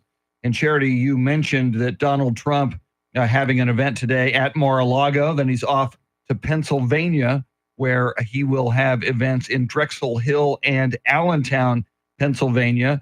And Kamala Harris's event going to be very interesting. Some people calling it, or her campaign is calling it, the final major address of her campaign at the Ellipse, which is a park just outside the south lawn of the White House, where Donald Trump rallied his supporters on January 6th, 2021. I imagine Kamala Harris will be saying a few things about that day. Yeah, and you got about 20,000 people that are expected to be there for Harris's speech today. And, I think it's more about making a statement than it is trying to sway any last minute undecided voters. Much like we saw former President Trump hold that massive jam-packed rally at New York City's Madison Square Garden. It's about making a statement with the venue. And we'll see how that translates. That remains unseen at this point. And if you look at it, Donald Trump's going to be all over the place today. He's going to be in Florida, Pennsylvania, a couple stops in Pennsylvania. And meanwhile, more than 43 million votes have already been cast in early voting. So I'm wondering just how many undecided voters are out there still. I don't think there are that many. I don't think there can be that many. And if that's the case, then both sides need to motivate their base to turn out. It might just be a game of voter turnout. Who turns out the most? Republicans or Democrats. And you wonder, those that attend Trump or Harris rallies, have they already made up their mind? Have they already voted? Or are there actually people out there that say, I'm not too sure about this Donald Trump or Kamala Harris. Let me attend one of their rallies and then I'll make up my mind after attending this rally. I think that's probably slim to none. Yeah, I think it's slim to none. I think it's like somebody going to a concert, somebody they've seen before and they want to go check out and watch them again. Yeah. I think that has a lot to do with it. I think they just want to go and see what's going on. I think the concert analogy is very, very good. I think the people going to rallies are super fans. Yeah. If you're going to a Trump rally, you got the MAGA hat, you're a big Trump fan, you want to be a part of the action, and probably not to the same level of passion, because Trump supporters are, I think, more passionate than Kamala Harris supporters in general. But I think it's the same thing. They're kind of rock stars in the political world. Lots more coming up. Don't forget Charlie Parker with Those Were the Days coming up at 6:48. Charity has all the big stories you need to know about right here at the bottom of the hour. WOAI News Time, 6:25. And we're back. Woohoo! Yeah, it's been. Okay.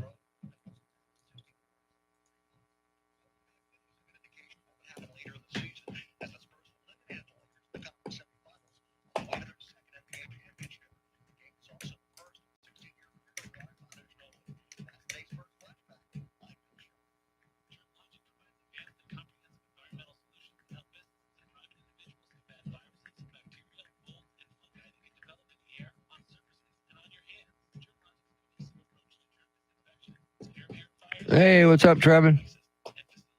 Ian, Mag, Robert's Cabin, Kay, Tim, The Rock.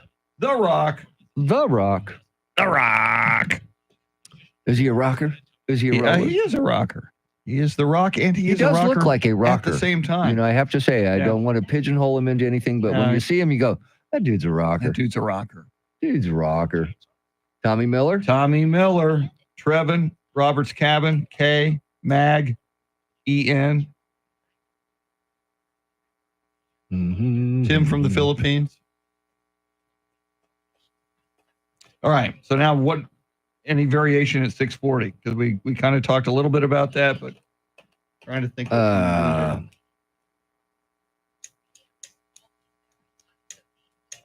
We could switch to something else if you want. I don't know what else. Stories about local voter turnout. You know, that's a good question. Let's look it up. Let's see if the Express News has anything interesting today.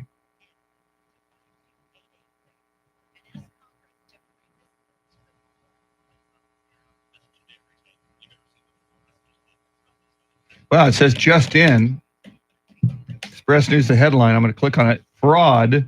Missing mom Suzanne Simpson's family warn about scam fundraisers.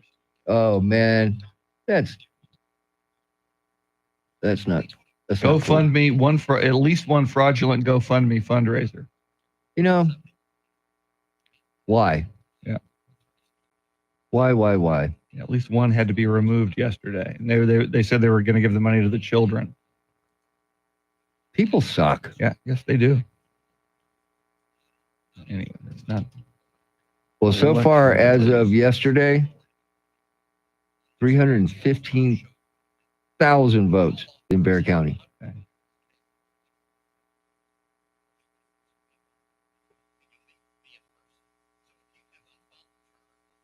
No, that was in the first week. It was a day ago. As of yesterday, 315,000. Okay.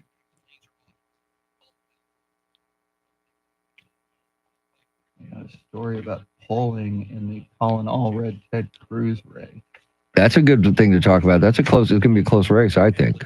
A recent Emerson College poll of 800 likely voters between October 18th and 21st placed the two candidates within 1.5 points of each other. Wow. Yeah, let's go there. Okay. It's early voting, Colin Allred, Ted Cruz. Yeah. Let me see if I can send you guys that one. And you've got Express News on that, right? On You've what? got my account there on that. Yeah. All right, let me. I think so, but I'm logged in as me. Hopefully it'll still show. Yeah, if you send it to me in an email, it'll open. Okay. Yeah. If that's what you're asking, yes. And we've got talkbacks for 50.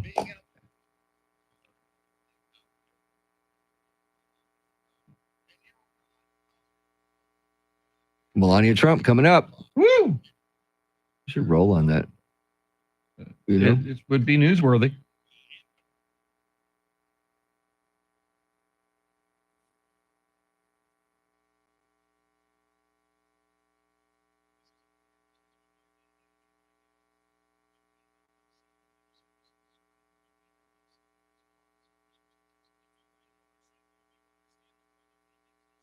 And we're back.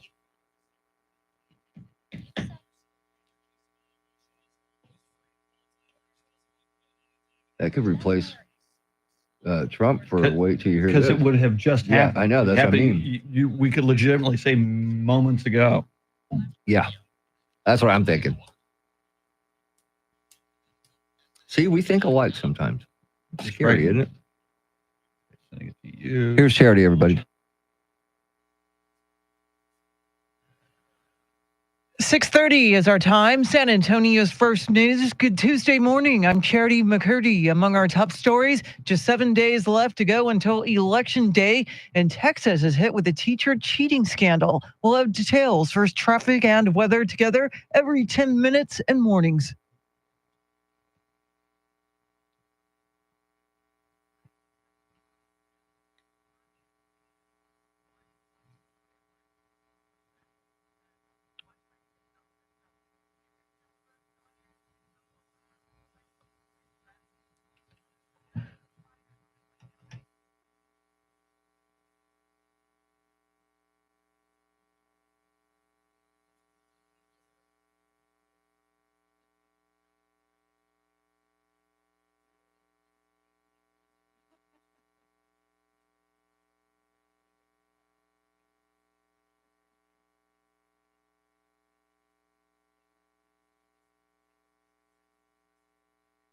Your weather forecast for this Tuesday: scattered showers this morning, becoming partly cloudy, a high near 85. Tonight's low 72 with a shower possible. Right now, 74 degrees.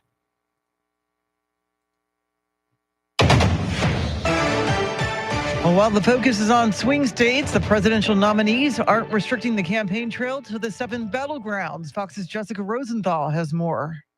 Vice President Harris was in Michigan Monday talking to union workers and visiting a semiconductor manufacturing plant. But today she's speaking in Washington, D.C. at the Ellipse. If he were elected on day one, he's going to be sitting in the Oval Office working on his enemies list. On day one, if I am elected President of the United States, which I fully intend to be, I will be working on behalf of the American people on my to-do list. Former President Trump was in Atlanta and before holding a rally told the National Faith Summit he hopes he survived the assassination attempts for a reason. I would like to think, and I don't know this at all, but I would like to think that it's because he wants our country and maybe the world to be helped. He is stumping in Allentown, Pennsylvania today. Jessica Rosenthal, Fox News. In Texas, turnout with early voting has been strong. More than 3 million Texans have cast their ballot either in person or by mail. Alicia Pierce of the Secretary of State's office says so far there have not been any major problems with early voting, which ends on Friday. The comedian from Texas who's been attacked for his appearance at a recent Trump rally is now speaking out. Michael Board has more. Tony Hinchcliffe at Madison Square Garden. There's literally a floating island of garbage in the middle of the ocean right now. I think it's called Puerto Rico. He says it was just a joke. David Cruz with the Latino rights group LULAC is not surprised that even Republicans are now distancing themselves. I don't think they knew what he was going to say. And I think the guy just crossed the line. He won't get invited back anytime soon. Hinchcliffe, who lives in Austin, said on social media that his comments were taken out of context and he loves Puerto Rico. Michael Board, News Radio 1200 WOAI. And Donald Trump says that if elected, he'll increase tariffs as a way to eliminate income taxes. But experts say that won't work. These things sound very good. You hear these kind of proposals from time to time. As a practical matter, it's simply not workable. Texas economist Ray Perryman says that other countries don't pay tariffs. They're paid by the importer once the product arrives. On top of that, he says other countries would likely hike their tariffs, and he warns that would have a devastating effect on American manufacturing. He says all of this would hike prices for consumers. Amazon founder and Washington Post owner Jeff Bezos is defending the newspaper's decision to stop endorsing presidential candidates. Mark Mayfield has more. Bezos writes in an article on the Post's website that presidential endorsements do nothing to tip the scales of an election. He says what they actually do is create a perception of bias and non-independence. The billionaire's comments came 3 days after Post CEO and publisher Will Lewis announced that the paper would not endorse any presidential candidate in this election or any in the future. NPR reports the Post has lost more than 200,000 digital subscribers since Lewis made the announcement last Friday. I'm Mark Mayfield. Former Trump advisor Steve Bannon is set to be released from prison today. Bannon will have served his 4-month prison term on 2 counts of contempt of Congress for failing to comply with a subpoena related to the January 6th riot. He has already scheduled a press conference for later today.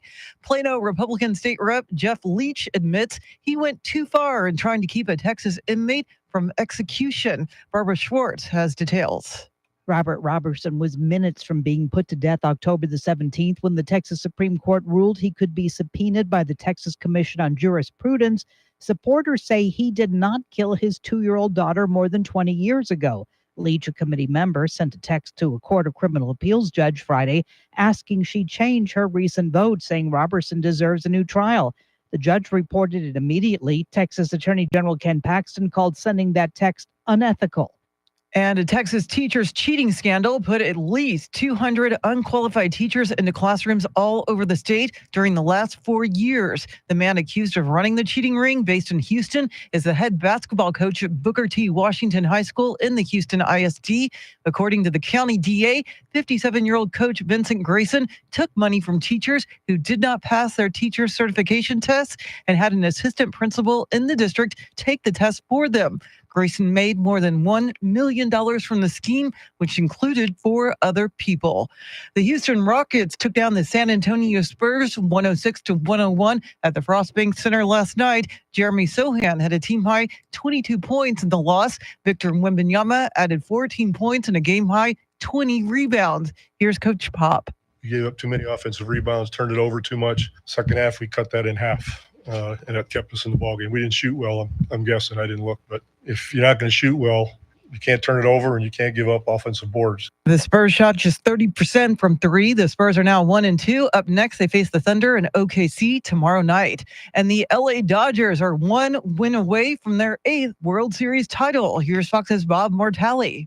The Dodgers lead the Fall Classic 3-0 after knocking off the New York Yankees 4-2. Freddie Freeman tied George Springer's World Series record with homers in 5 consecutive series games. Freeman's 2-run blast in the first inning gave LA a quick lead. The Dodgers also got run-scoring singles from Mookie Betts in the 3rd inning and from Enrique Hernandez in the 6th. Walker Buehler tossed 5 scoreless innings. He struck out 5 Yankee batters. LA can clinch the title in tonight's Game 4. The Yankees have not been swept in a World Series since losing 4 straight to the Cincinnati Reds in 1976.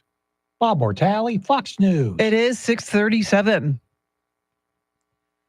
Traffic and weather together in a minute. But first, a check of your money in the world of business. Courtney Donahoe is live at the Bloomberg News Desk.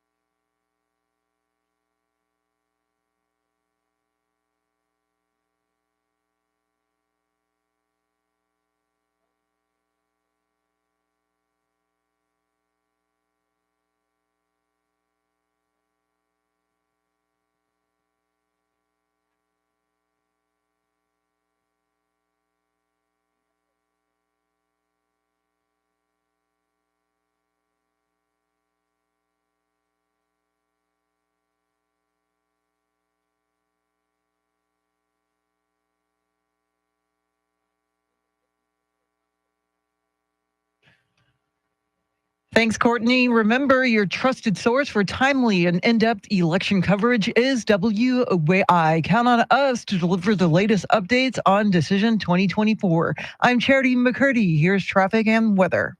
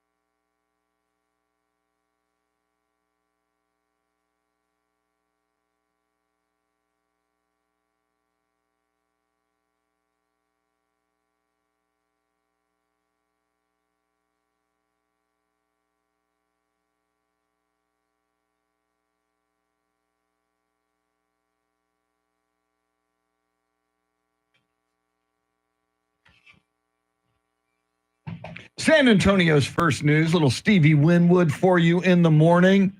Charity McCurdy, Mr. T, Tim Merriman, Charlie Parker. With Those Were the Days at 6:48. He'll join us in studio today at 8:20.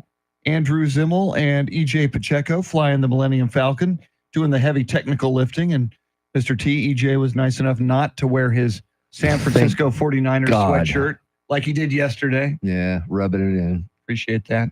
Well, of course, election 2024, the big race is for the presidency, Donald Trump versus Kamala Harris. But here in the great state of Texas, lots of eyes on that Senate race between Ted Cruz and Colin Allred, and the polling, Charity, starting to look a lot like it was in 2018 when Ted Cruz ran against Beto O'Rourke, and that wound up being a pretty close election. While there are a number of polls out there that have Cruz with about a 4-point lead over Colin Allred right now, there was a recent Emerson College poll of about 800 likely Texas voters conducted between October 18th and October 21st that had a 1.5 point, a point and a half, 1.5 point lead for Ted Cruz. That one's crazy close. Yeah, and it's so hard to tell with these polls. They're fairly accurate, I think, for the most part. But as we get closer to election day, it's just harder to tell, and that's why you're having like jam-packed appearances before election day. I mean, Cruz finally was able to campaign alongside former President Trump on Friday in Austin, and Allred did the same with Kamala Harris in Houston on Friday, along with Beyonce. So they're really leaning on the presidential candidates to help them get any voters that may not be quite on their side just yet. I know Allred is targeting those Texas suburbs and the blue-leaning big cities where he hopes to turn out enough occasional Democratic voters and flip enough Trump-voting Republicans. And if it's a 1.5 percentage points, that's a pick-em. If you're looking at sports analogies, that's definitely a pick-em. But if you look at political ads, I think they're neck and neck on how many ads they're running, because I see them all the time. Yes. Cruz, Allred ads, and it seems like Allred is focusing on the abortion issue. He is, and we just saw, we've got multiple TVs on here. We just saw a Ted Cruz ad, and they're talking about obviously the border and immigration. It's also a big issue in the presidential race, but they're also talking about Cruz talks about Colin Allred behind legislation that allowed, transgender male or biologically male athletes to play in high school and college sporting events against women athletes. And Charity, Ted Cruz believes, obviously, because he put so much energy and advertising dollars into this, that's a big issue for voters in this race. Yeah, and in addition to claiming that Allred and Democrats have unwavering support for LGBTQ youth, allowing their daughters to be in locker rooms next to a fully naked man. Cruz is also hammering on the border issue, which is a top voter concern. He's talking about the invasion of the U.S.-Mexico border, and Cruz has accused Allred of supporting bans on fracking and gasoline cars. And I've also heard that there's some Republicans that are going to vote for Trump, but they're going to vote against Ted Cruz. Not like they're voting for Colin Allred. They're voting against Ted Cruz. And I find that interesting, Chris. Yeah, Ted Cruz has always kind of had this thing, and there are even, and have been for years, Republicans who say on Capitol Hill, Ted Cruz is not the most liked guy. I mean, obviously, Democrats don't like him, but there are some in the Republican Party who are not big Ted Cruz fans. So, in a close race like this, Charity, if indeed the Emerson College poll that says it's a 1.5% race between the two of them with Cruz leading, that comes out to, as we said earlier, voter turnout. I mean, if the polls are saying it's tight, whichever party really turns out on election day and in early voting,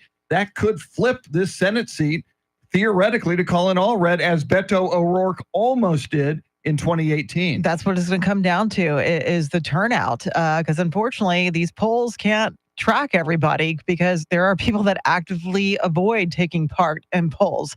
So it's really going to come down to people showing up at the ballot box. And we've got your Election Central coverage there every step of the way with full team coverage. We are a week away from the 2024 election. Coming right up, Charlie Parker with Those Were the Days, WOAI News Time, 645.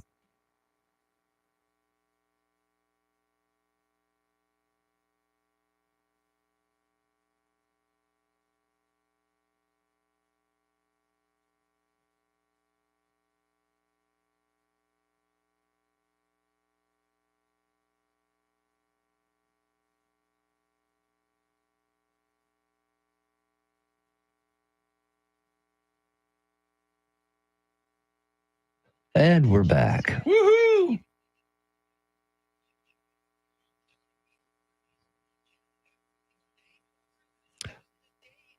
Morning, Eric. Eric, welcome in, man. Tim, Robert's cabin.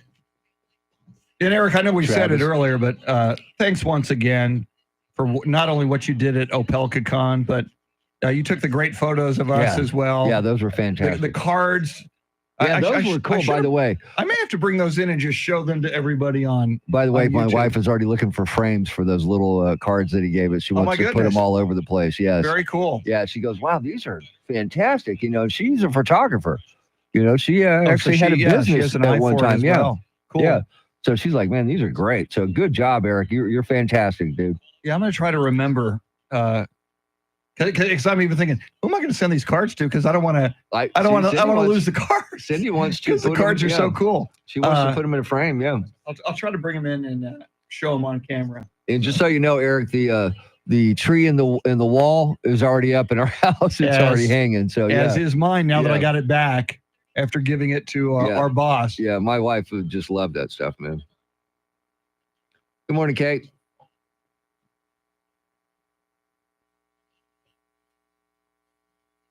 Yeah, you're doing great work, Eric. God bless you, man. What day is Veterans Day anyway? What day of the week? Good question. Monday. Okay. Okay. Yeah. That works.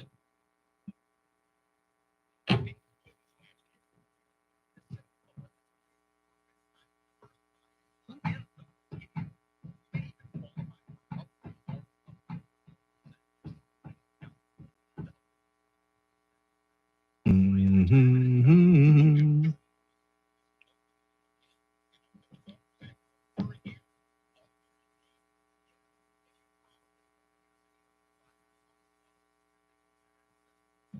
You are correct, Kay. It's absolutely stunning.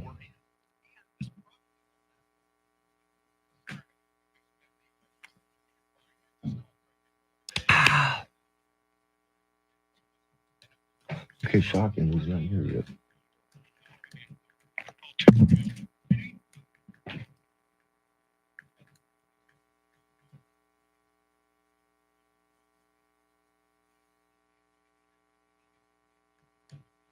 It's Andy Everett, everybody.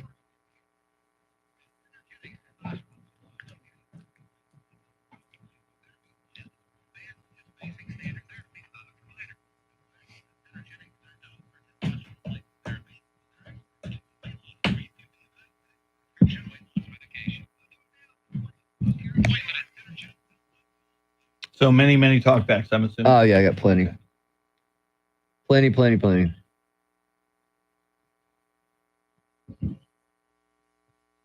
You're going to love this one from Trucker Dave. Okay. It's hilarious. We'll have to discuss this one when we get done with this. The first one I'm going to play. Okay. Because I don't know if this is, what do you call it?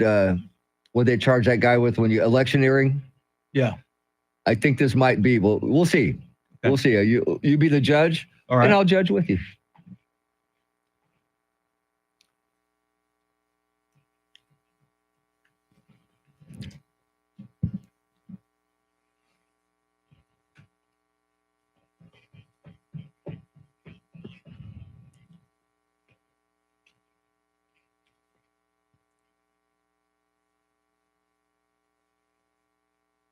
I love that. That's so good.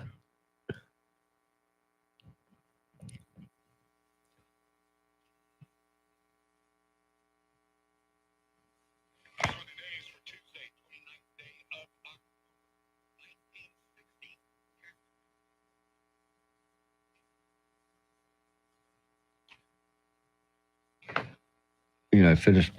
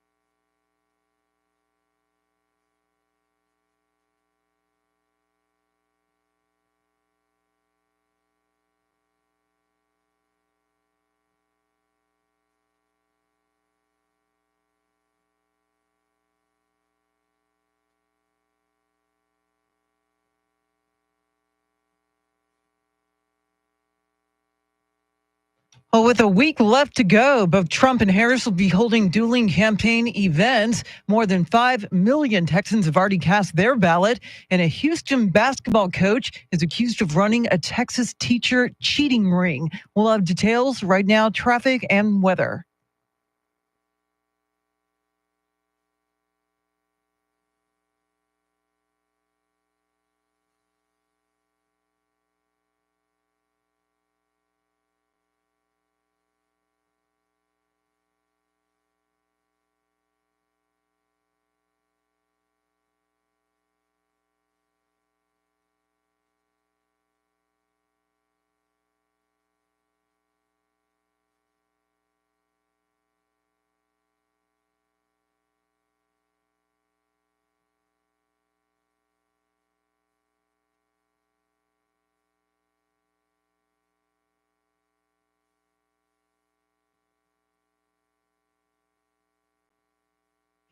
Cloudy skies this morning, partly cloudy this afternoon. Slight chance of a shower. It's already stopped raining here at the Radio Ranch.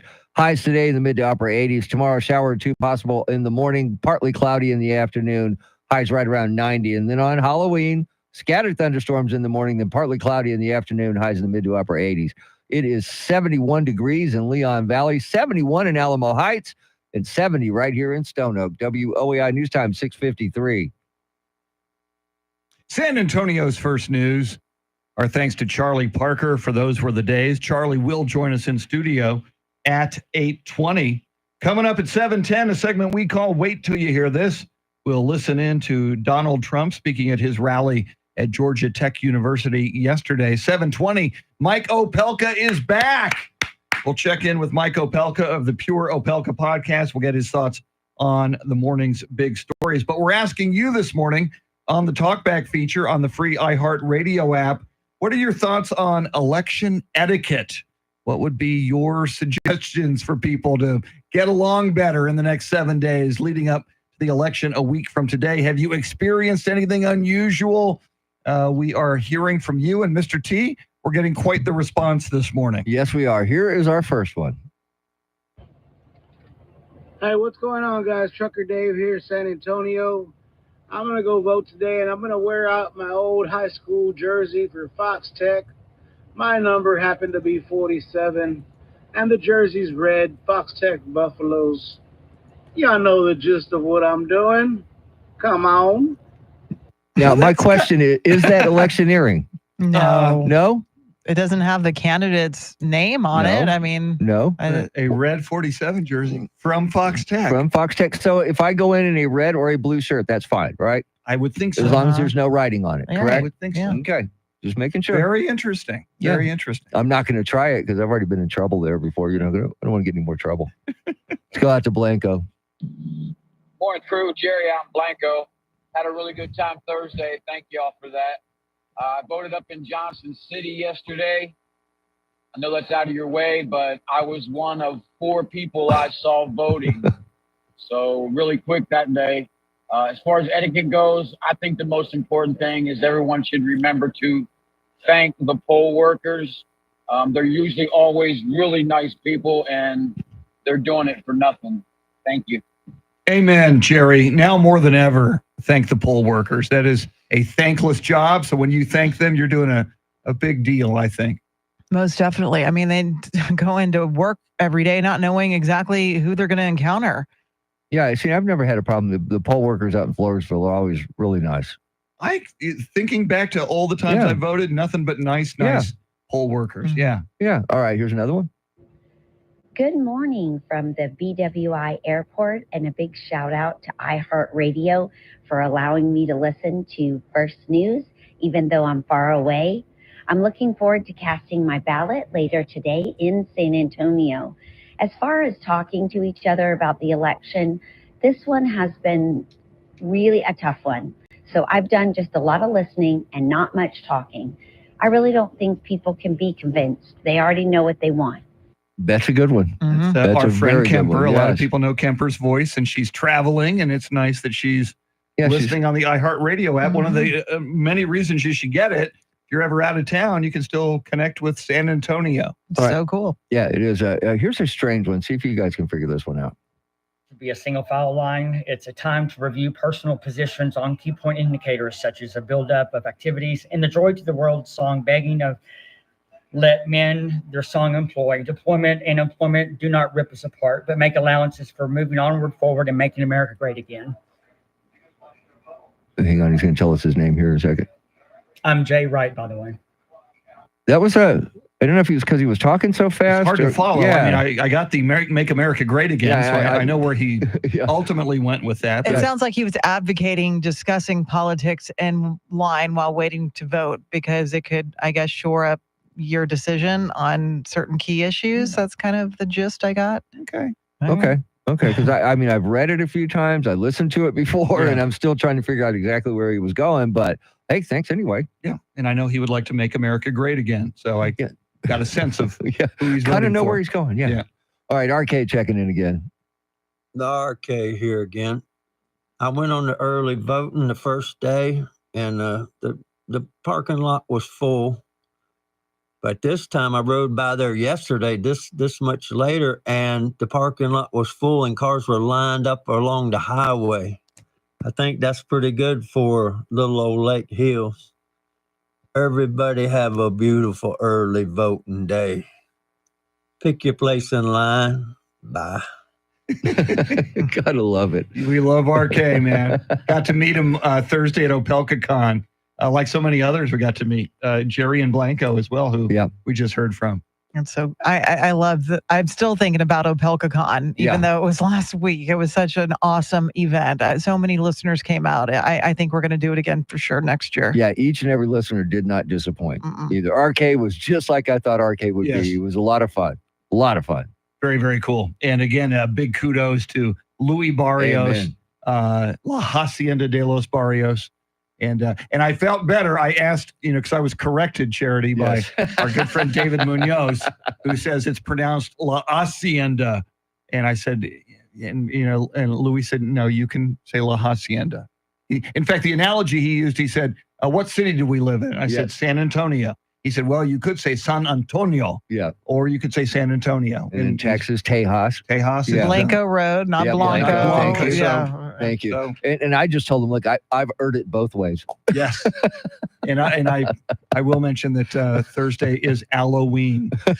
So Happy Halloween. Yeah. So what Louis Barrios said, it's okay to Anglicize it. Yes. So I guess I'm Anglicizing La Hacienda. Salisburia. However you pronounce it, the food is great. Amen. That's all I'm saying. Yes, it is. All right. Lots more coming up. Coming up is wait till you hear this. Then we got some Micah Pelka. Big next half hour coming up. WOAI News Time. Right now, Charity McCurdy with all the news you need to know because WOAI News Time is 7 o'clock.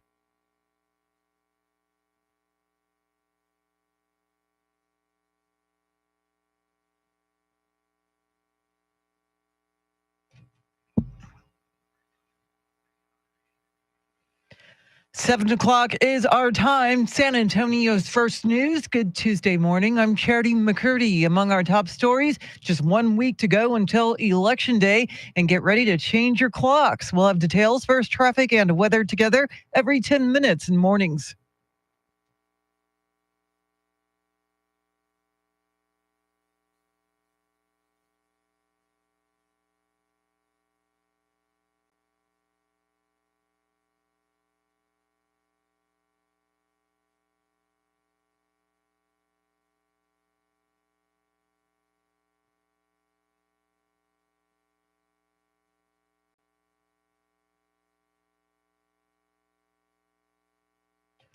Your weather forecast for this Tuesday, some scattered showers, otherwise cloudy this morning, becoming partly cloudy, a high near 85. Tonight's low near 74 with a shower possible. Right now, 73 degrees.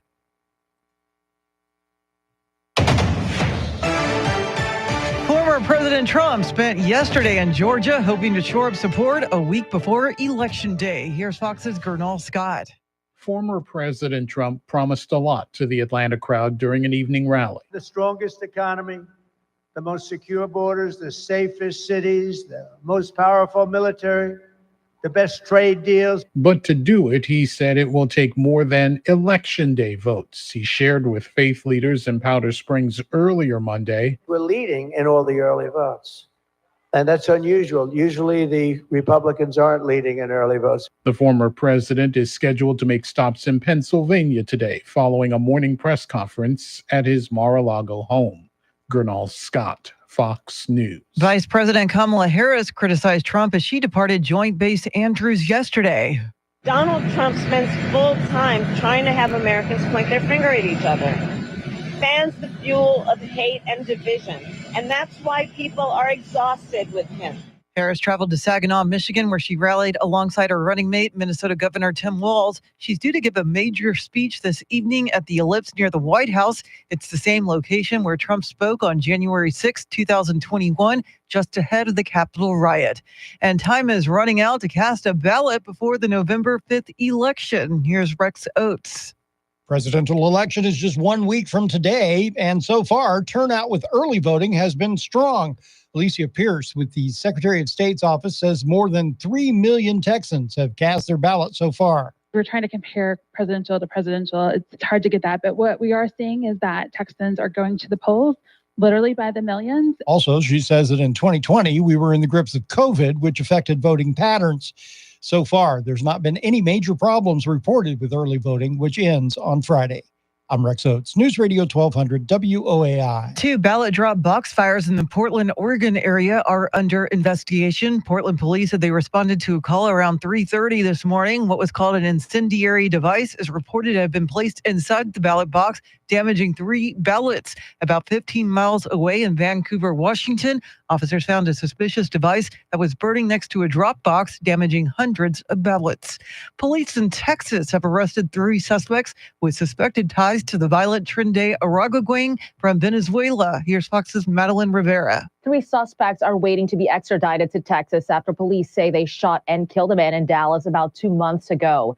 38-year-old Ejiker Alexander Morales Mendoza, 25-year-old Carlos Luis Zambrano Bolivar, and 22-year-old Janata Nahin Toro Gonzalez are charged with capital murder and aggravated kidnapping.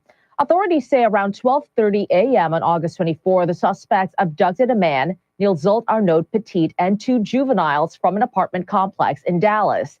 The suspects allegedly drove the 3 to a location in Farmers Branch and shot Petit.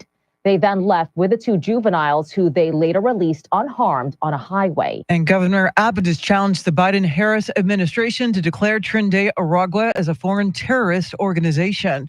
5 educators in Houston have been arrested and charged with organized crime after investigators learned of a teaching certification scandal that put over 200 unqualified teachers in Texas classrooms. Teachers who failed their certification exams would pay 57-year-old Vincent Grayson, who's the head basketball coach at Booker T. Washington High School, $2,500 to take the test for them. The damage is not just to the education system, which is under great duress right now. Harris County DA Kim Ogg says this has further eroded families' faith in public schools.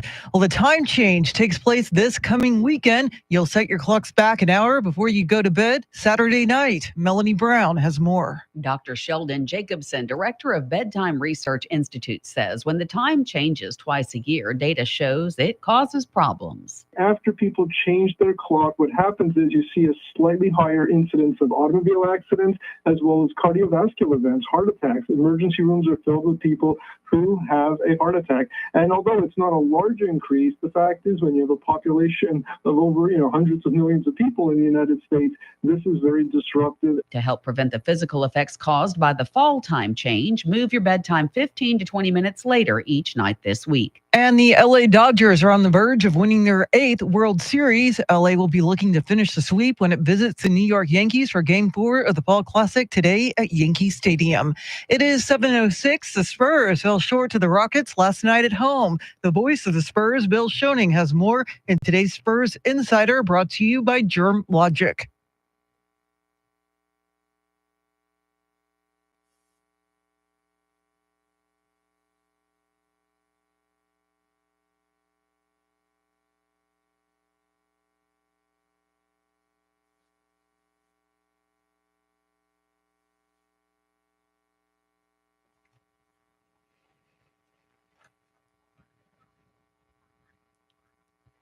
Today's Spurs Insider brought to you by Germ Logic. Remember, your trusted source for timely and in-depth election coverage is WOAI. Count on us to deliver the latest updates on Decision 2024. I'm Charity McCurdy. Traffic and weather coming up.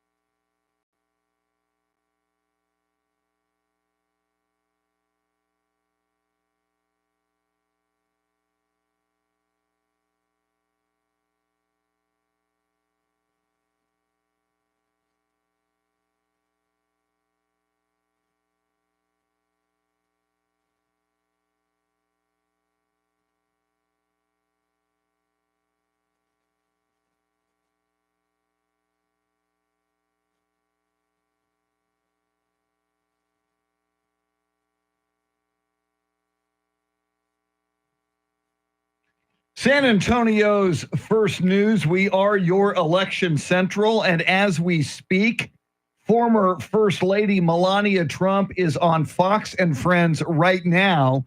So coming right up on our segment, Wait Till You Hear This, we will listen in as former First Lady Melania Trump talks about the assassination attempts on her husband, former President Donald Trump. That's coming right up. But first, your traffic and weather together.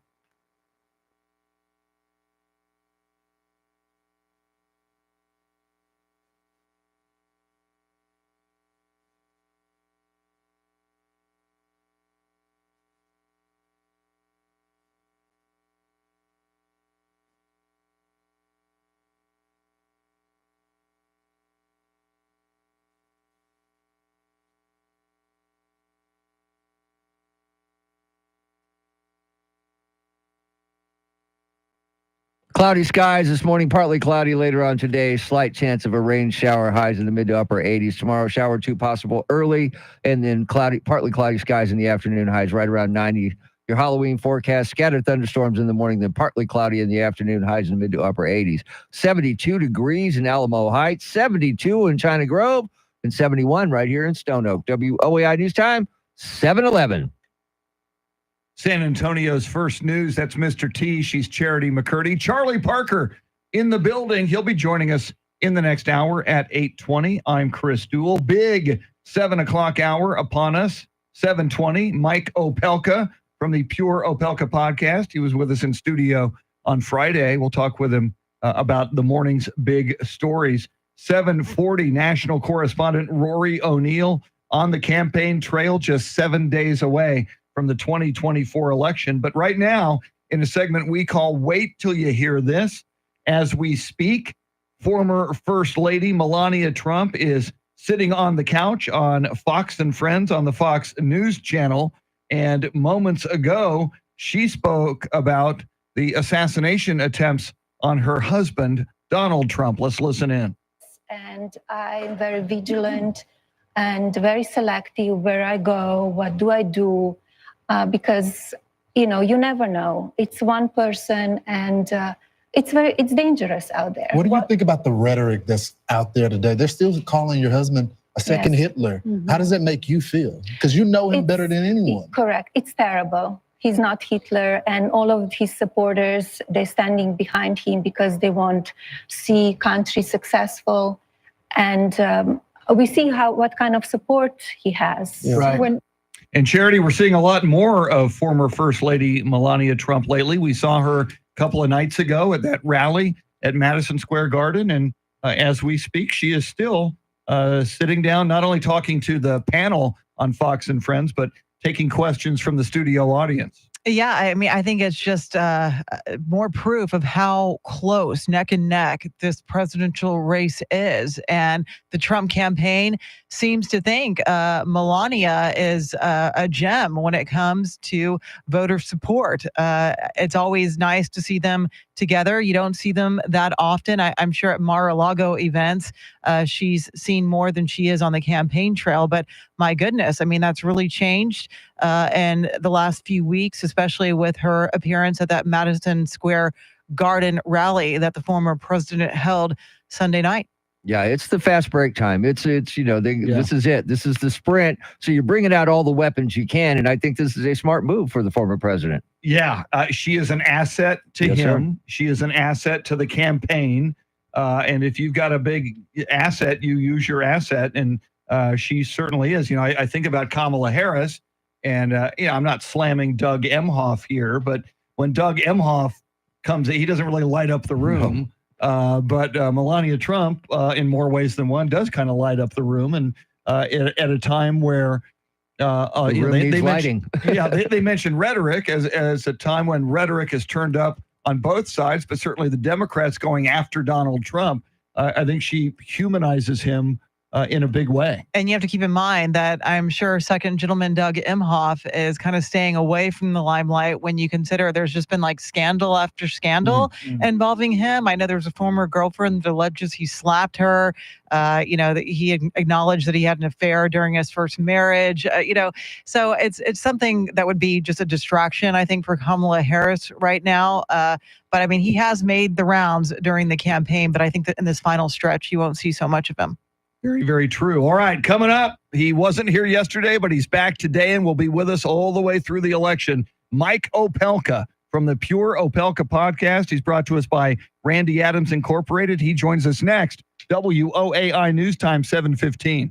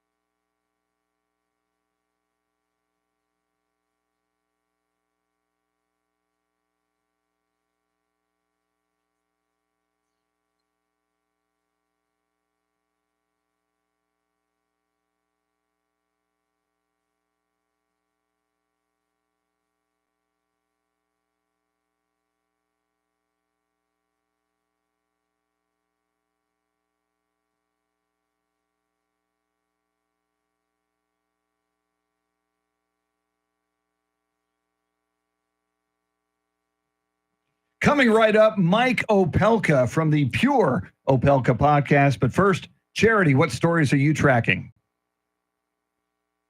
With just a week to go, early voting continues in Texas. Kamala Harris is set to deliver a big speech on the National Mall today while Trump will campaign in Pennsylvania. And a Texas teacher scandal has put 200 unqualified teachers in classrooms all over the state. We'll have the story right now, traffic and weather.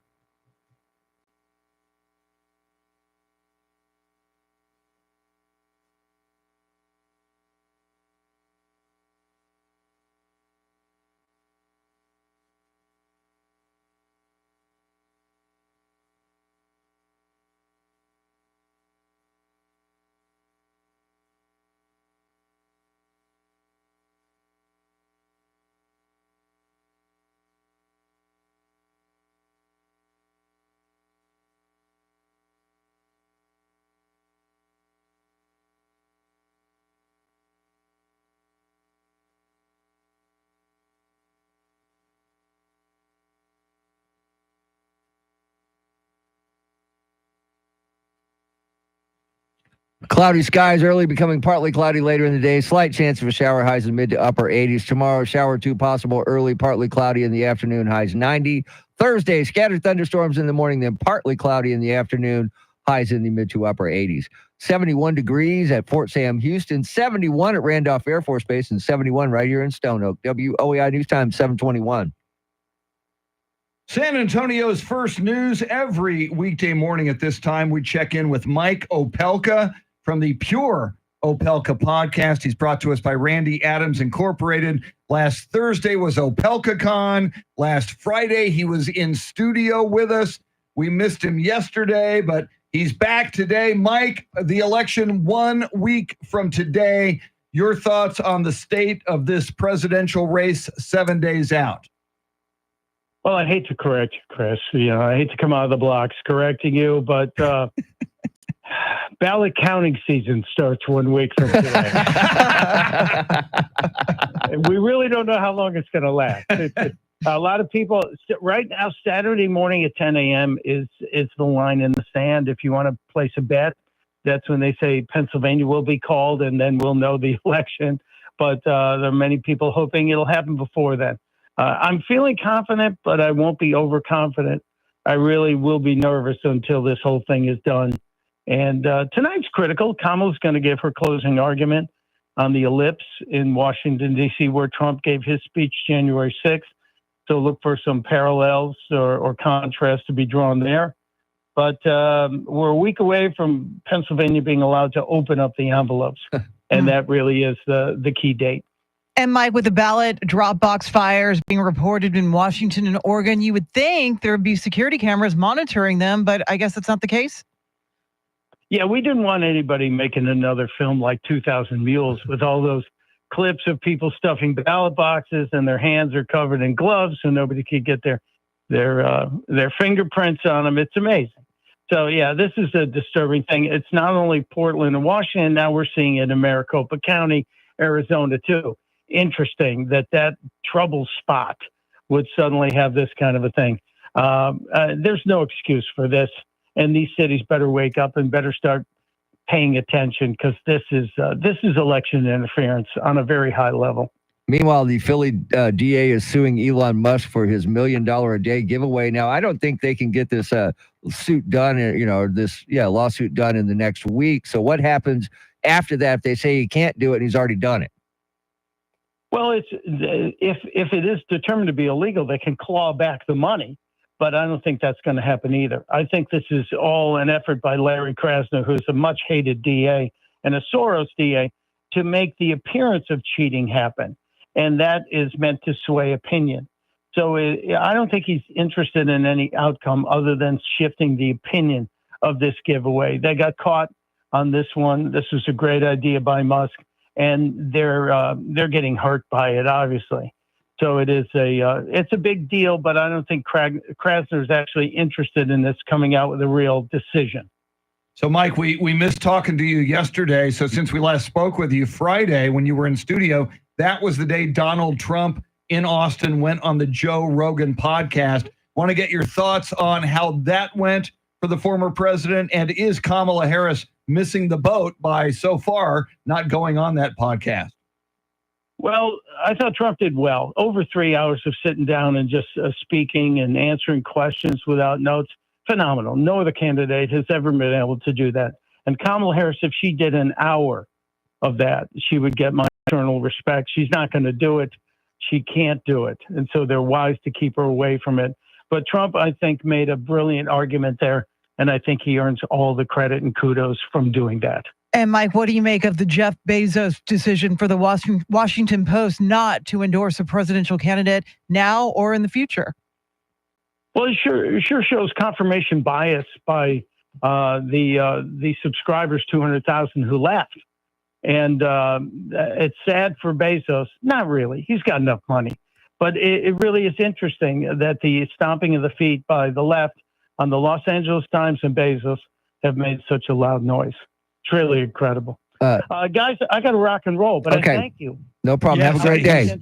All right. Mike Opelka from the Pure Opelka podcast. He had another engagement. He's got to get to that right now. We love having him on. He's going to be with us certainly every day up to, through, and beyond the election, because as he predicts, Philadelphia, Pennsylvania, the state of Pennsylvania, he doesn't think is going to be called until the Saturday after the election. Mike is brought to us by Randy Adams Incorporated. Coming right up, Charity, with all the big stories you need to know about on this Tuesday, 1 week out from the election. And then national correspondent Rory O'Neill at 7:40 about billionaires and CEOs hedging their bets on this presidential election. WOAI News Time, 7:26.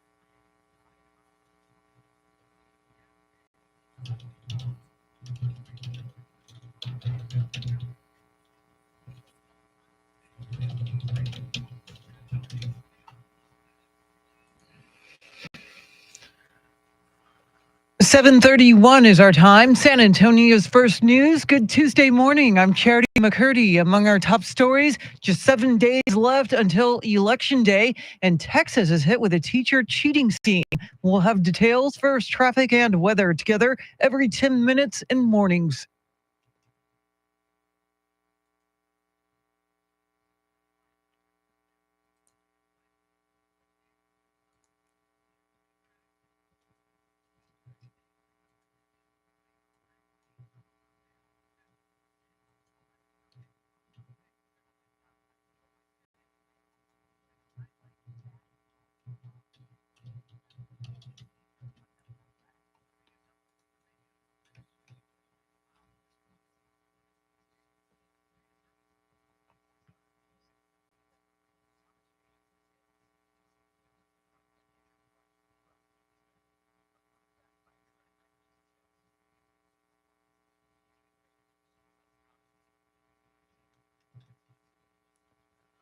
Your weather forecast for this Tuesday: scattered showers, cloudy this morning, becoming partly cloudy, a high near 85. Tonight's low near 74 with a shower possible. Right now, 73 degrees.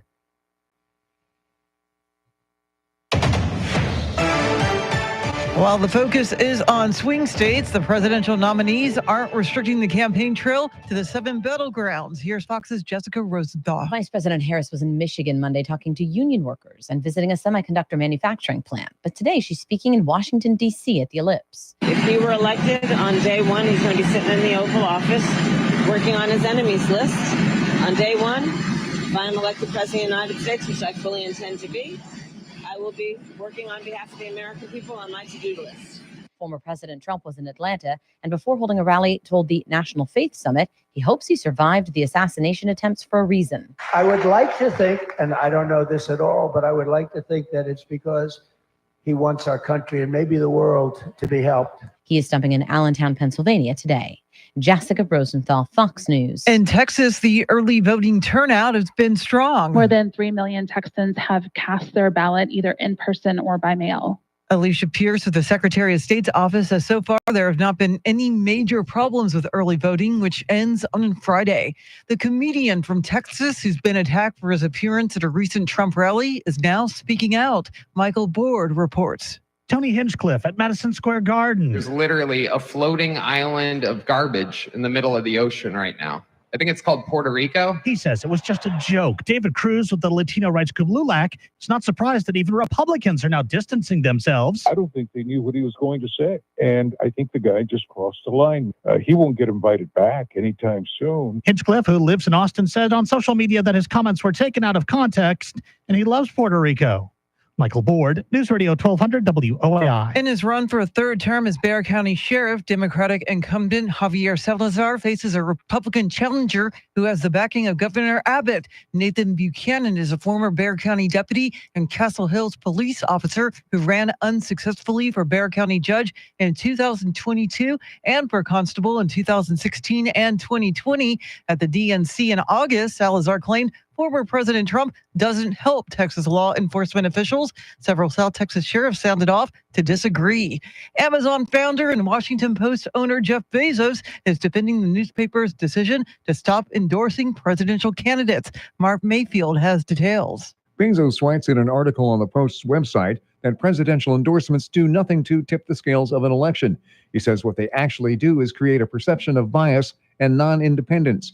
The billionaire's comments came 3 days after Post CEO and publisher Will Lewis announced that the paper would not endorse any presidential candidate in this election or any in the future. NPR reports the Post has lost more than 200,000 digital subscribers since Lewis made the announcement last Friday. I'm Mark Mayfield. A former Trump advisor, Steve Bannon, was released from prison today. Bannon served his 4-month prison term on 2 counts of contempt of Congress for failing to comply with a subpoena related to the January 6th riot. He is planning a press conference today. At least 200 unqualified teachers have been in Texas classrooms for the last 4 years, thanks to a teaching certification scandal that has 5 people charged with organized crime. Eric Lycum has details. Harris County DA Kim Ogg says Booker T. Washington head basketball coach Vincent Grayson was the ringleader of this fairly well-known scheme. Teachers who failed their certification would pay $2,500 for him to take the test for them and pass. He would give a percentage to the former certifying official, Tywana Guilford Mason, who allowed it and was also arrested. 3 others, including assistant principals, were charged with recruiting would-be teachers to the scheme. Ogg says the scandal erodes public trust in the embattled public education system. And it just destroys that kind of faith that our community has in public schools. Grayson reportedly made over $1 million from the scheme.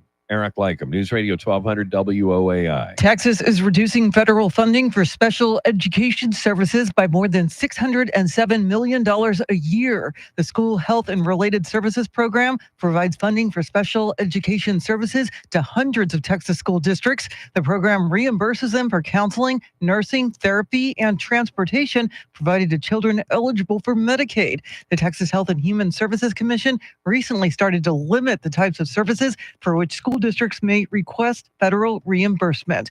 It is 7:37. Traffic and weather together in a minute, but first, a check of your money and the world of business. Courtney Donahoe is live at the Bloomberg News Desk.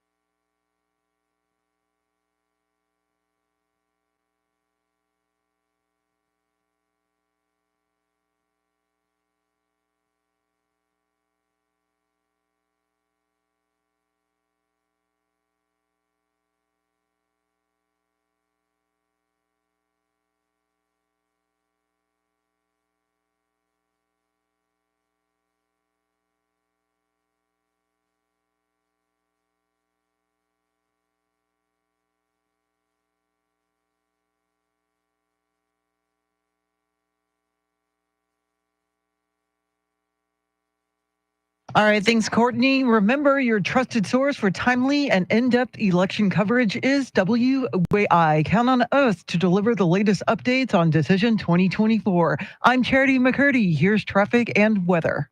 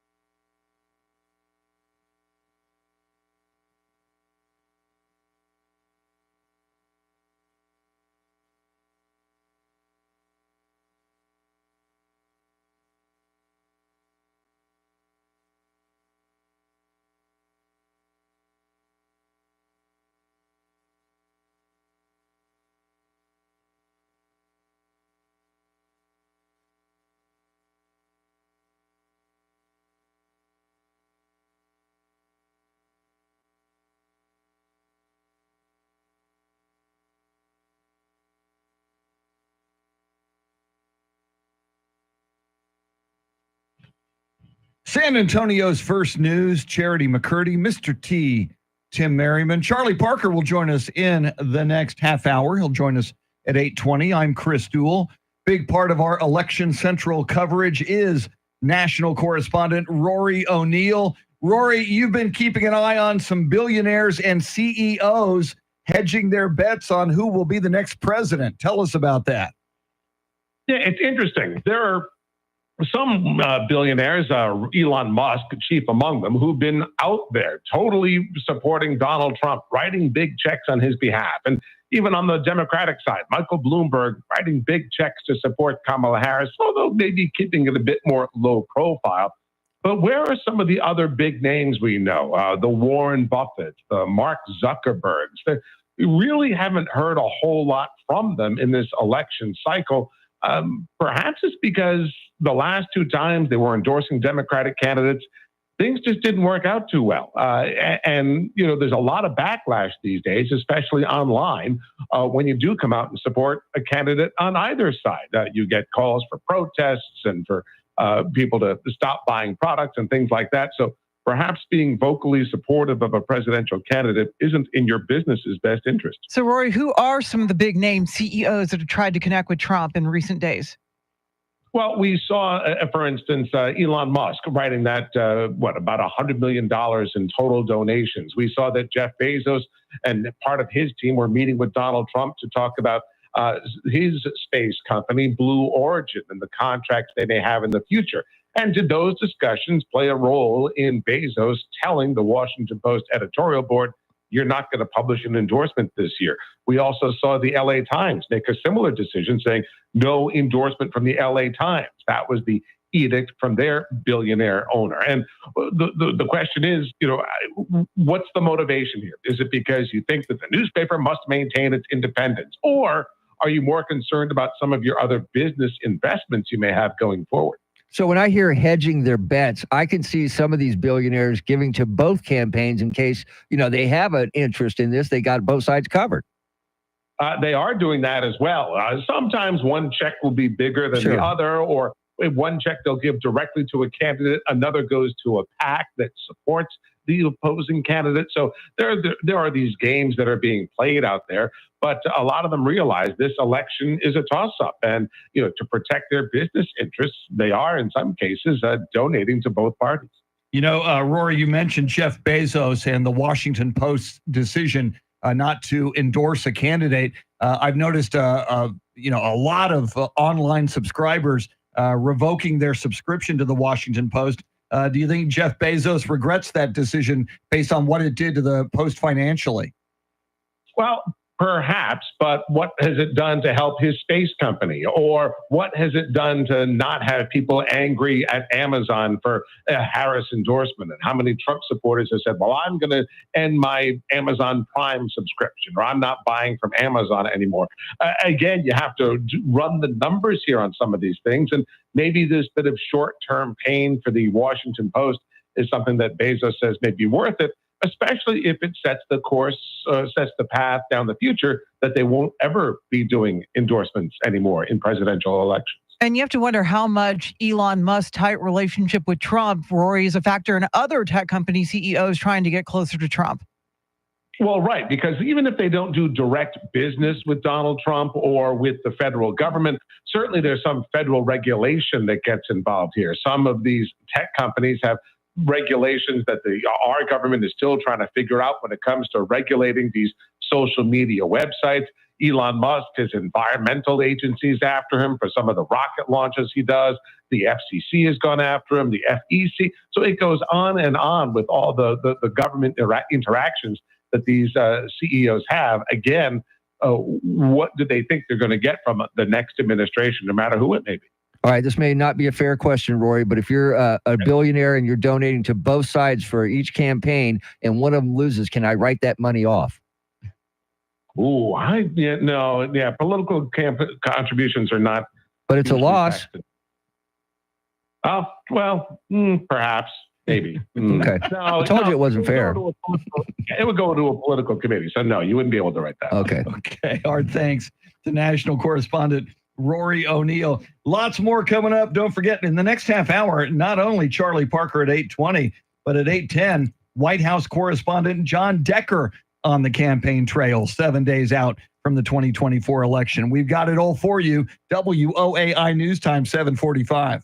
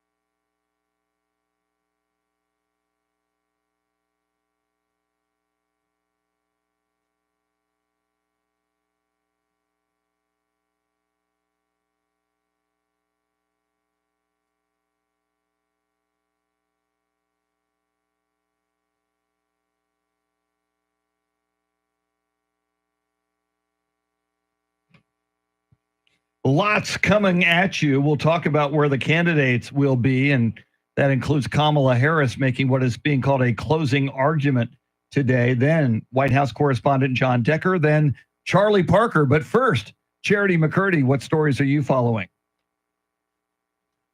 Kamala Harris is set to deliver a major address on the National Ball today while Trump will be in Pennsylvania. Ballot drop box fires are under investigation in Oregon and Washington, and police in Texas have arrested 3 suspects with suspected ties to the violent Trinidad Aragua gang. We'll have details right now, traffic and weather.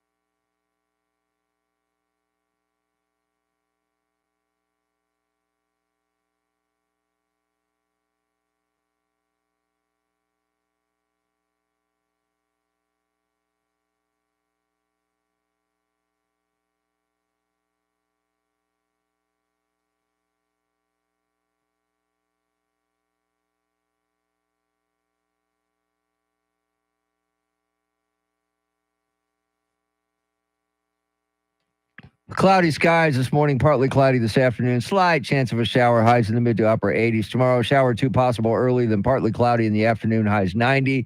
And then a Halloween, scattered thunderstorms in the morning, then partly cloudy in the afternoon, highs in the mid to upper 80s. 70 degrees in Kerrville, Texas, 73 in New Braunfels, and 72 right here in Stone Oak. WOEI News Time, 7:51. San Antonio's first news, that is Mr. T, Tim Merriman. She's Charity McCurdy. Charlie Parker joining us in less than 1/2 hour. Andrew Zimmel and EJ Pacheco doing the heavy lifting, flying the Millennium Falcon this morning. I'm Chris. We are 7 days away. 1 week from today is the 2024 election, and it's another big day for both presidential candidates. Donald Trump with an event at Mar-a-Lago we mentioned earlier, and we played some audio at the top of this hour. First Lady Melania Trump was on Fox and Friends earlier this hour. Donald Trump later today headed to Pennsylvania, an event in Drexel Hill, and another rally in Allentown, Pennsylvania. And Charity, you've been mentioning, it is being said it is her closing argument. Kamala Harris today at the Ellipse, which is a park just outside the south lawn of the White House. That's where Donald Trump rallied his supporters on January 6th, 2021.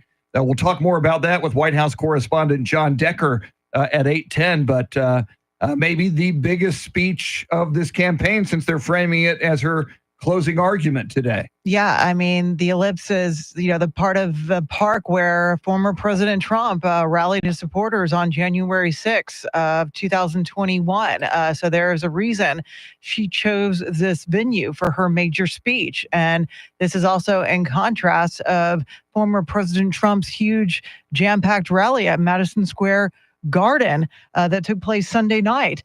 So I think she's going to also try to, create a balance of issuing a dire warnings about another potential Trump presidency, as well as trying to cast optimism for the future ahead if she wins the Oval Office. Now, this is being billed as her final major address of her campaign, but her campaign's not over. She'll still be hitting some little places and talking. And we know former President Donald Trump's going to be on the campaign trail until Election Day. I mean, that's a given. Yes. And it's interesting, Charity, how you just characterized what we're expecting from Kamala Harris today. A balance between dire warning, which is what she's been saying a lot about Donald Trump lately. She started off with, when she first became the candidate instead of Joe Biden, the word we kept hearing was joy. Yeah. She's bringing joy back to the political process.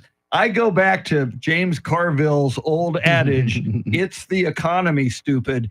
People tend to vote with their pocketbooks. The one argument that you can often bring up in a race like this, are you better off now than you were 4 years ago?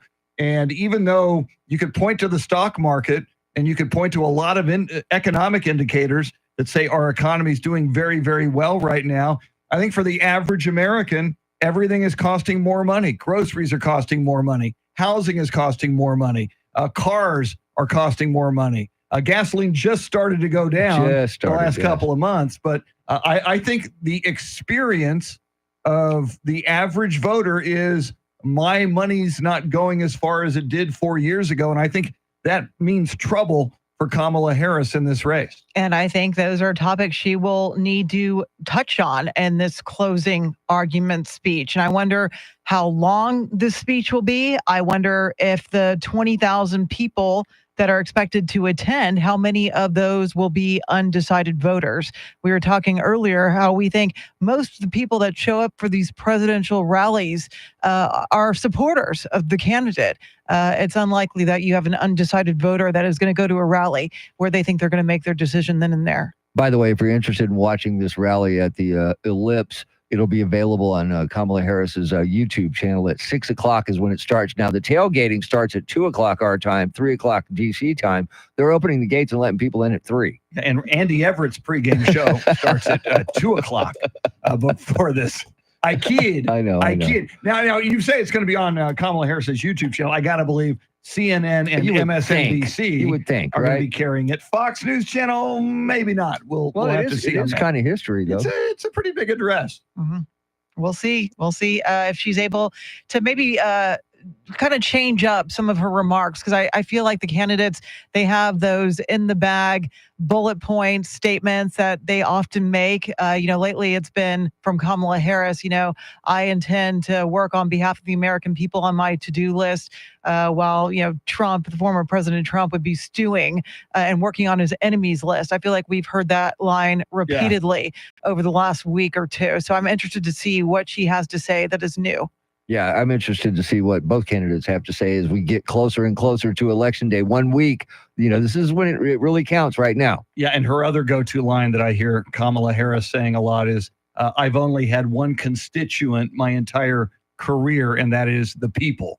She likes to go back to her time as a DA in California, and so that's a big theme. Going to be fascinating to see where she goes with this, and we'll certainly be all over the coverage. Big half hour coming up. Couple of big heavy hitters coming in the next half hour. White House correspondent John Decker and Charlie Parker. WOAI News Time 7:57.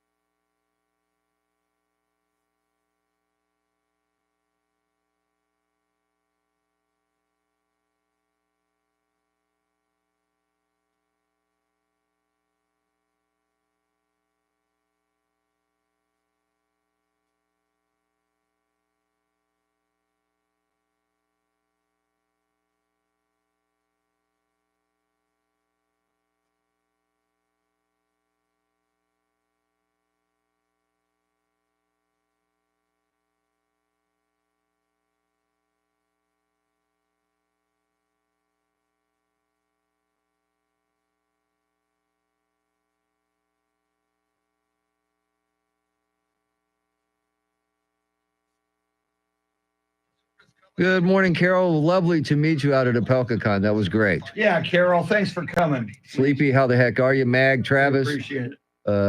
Echo, Tim. Was I out of line with my Andy Everett content? No, not at all. At least this time it wasn't me. Andy Everett's pregame is going to start at 2 o'clock. Trevin, how are you? Travis, Tommy, and everybody else in here. All you people. You people. And I'm assuming Chris Jansen's a big star. Yeah. Wow, that's expensive for Wendy's, man.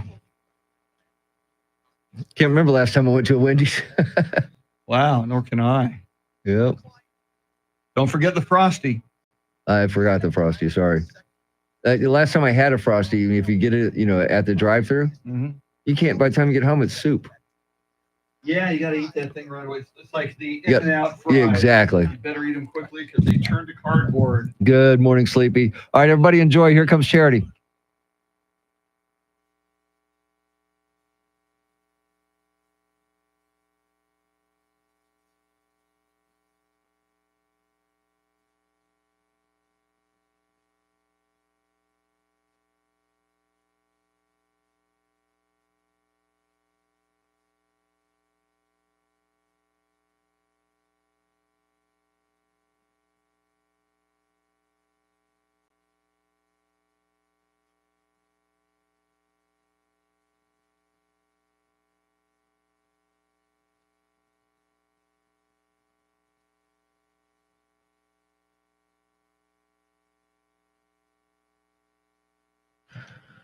Eight o'clock is our time. San Antonio's first news. Good Tuesday morning. I'm Charity McCurdy. Among our top stories, just 1 week left until Election Day and a Texas teacher scandal. We'll have details, first traffic and weather together every 10 minutes and mornings.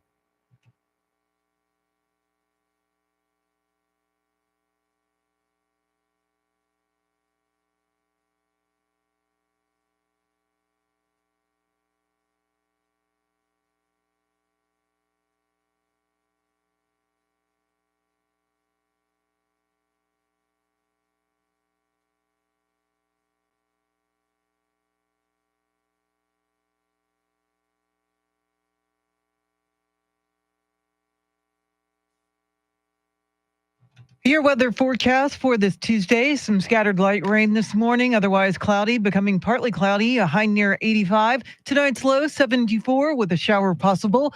Get a move on. It is 73 degrees.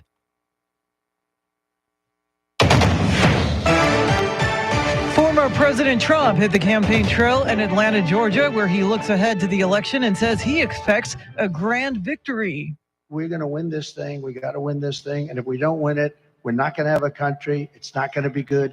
But I hear everything from what I hear is it's not only going to be a victory, it's going to be a big, fat, beautiful victory. That's what we're doing. And with 1 week out, Vice President Kamala Harris is making a closing argument to undecided voters. Here's Fox's Jared Halpern. Vice President Kamala Harris will deliver a closing argument from the Ellipse here in Washington with the White House as a backdrop to offer what a senior campaign official says is an appeal to turn the page on the Trump era. Harris and other Democrats have ratcheted up warnings about a second term for the former president, describing him as increasingly unstable and focused on his own grievances. The Ellipse is also where former President Trump rallied supporters before a mob attacked the U.S. Capitol on January 6, 2021. Harris is expected to spend the final days of the campaign on the road with visits to all of the battleground states. At the White House, Jared Halpern, Fox News. 2 ballot drop box fires in the Portland, Oregon area are under investigation. Portland police said they responded to a call about 3:30 this morning for a fire. What was called an incendiary device is reported to have been placed inside the ballot box, damaging 3 ballots. About 15 miles away in Vancouver, Washington, officers found a suspicious device that was burning next to a drop box, damaging hundreds of ballots. And time is running out to cast a ballot before the November 5th election. Rex Oates has more. Presidential election is just 1 week from today, and so far, turnout with early voting has been strong. Alicia Pierce with the Secretary of State's office says more than 3 million Texans have cast their ballot so far. We're trying to compare presidential to presidential. It's hard to get that, but what we are seeing is that Texans are going to the polls literally by the millions. Also, she says that in 2020, we were in the grips of COVID, which affected voting patterns. So far, there's not been any major problems reported with early voting, which ends on Friday. I'm Rex Oates, News Radio 1200 WOAI. Former President Trump says that if elected, he'll increase tariffs as a way to eliminate income taxes, but experts say that won't work.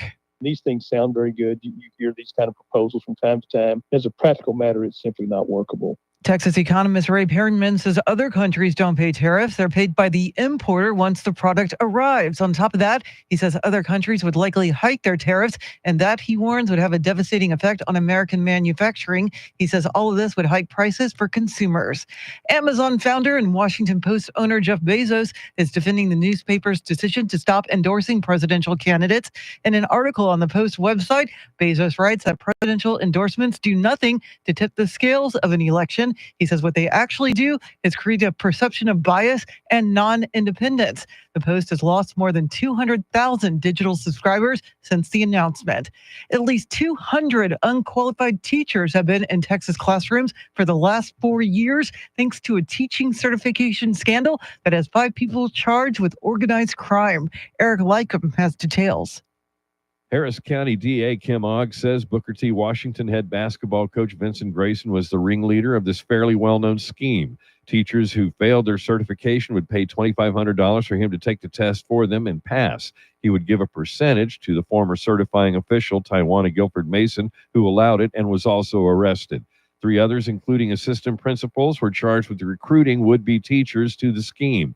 Ogg says a scandal erodes public trust in the embattled public education system. And it just destroys that kind of faith that our community has in public schools. Grayson reportedly made over $1 million from the scheme. Eric Lycum, News Radio 1200 WOAI. Some Texas lawmakers are at odds with Republicans in the state's executive branch over the staying of a death row inmate's execution. A day ahead of his execution, members of a legislative committee issued a subpoena for Robert Roberson. The Texas Supreme Court allowed the subpoena to proceed, granting Roberson a 90-day reprieve. Abbott says only the governor can grant clemency in a capital case, including a 30-day reprieve. Texas AG Ken Paxton says the subpoena violates the separation of powers. Well, the time change takes place this coming weekend, and you'll set your clocks back an hour before you go to bed Saturday night. Melanie Brown has more. Dr. Sheldon Jacobson, director of Bedtime Research Institute, says when the time changes twice a year, data shows it causes problems. After people change their clock, what happens is you see a slightly higher incidence of automobile accidents as well as cardiovascular events, heart attacks. Emergency rooms are filled with people who have a heart attack. And although it's not a large increase, the fact is when you have a population of over hundreds of millions of people in the United States, this is very disruptive. To help prevent the physical effects caused by the fall time change, move your bedtime 15 to 20 minutes later each night this week. Well, the LA Dodgers are on the verge of winning their 8th World Series. LA will be looking to finish the sweep when it visits the New York Yankees for Game 4 of the Fall Classic today at Yankee Stadium. It is 8:06. Remember, your trusted source for timely and in-depth election coverage is WOAI. Count on us to deliver the latest updates on Decision 2024. I'm Charity McCurdy. Traffic and weather coming up.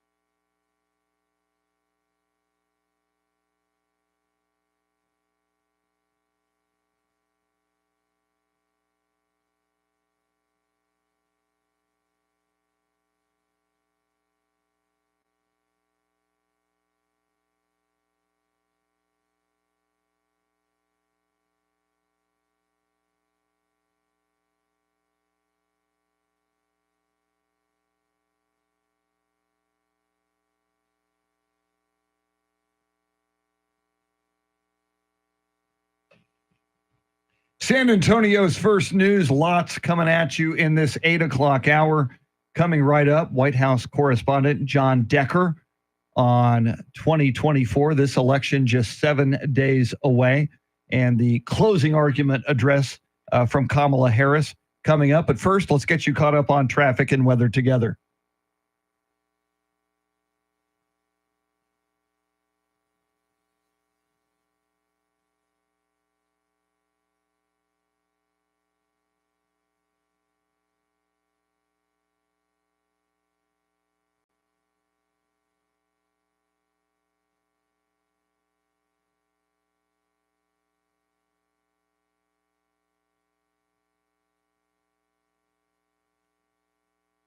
Cloudy skies this morning, partly cloudy this afternoon. You may see a slight chance of a shower or two around the area. Highs in the mid to upper 80s. Tomorrow, shower or two possible early, partly cloudy later in the afternoon. Highs right around 90. And then on Halloween, scattered thunderstorms in the morning, then partly cloudy later in the day. Highs in the mid to upper 80s. 73 degrees at the Pearl, 73 at Randolph Air Force Base, and 72 right here in Stone Oak.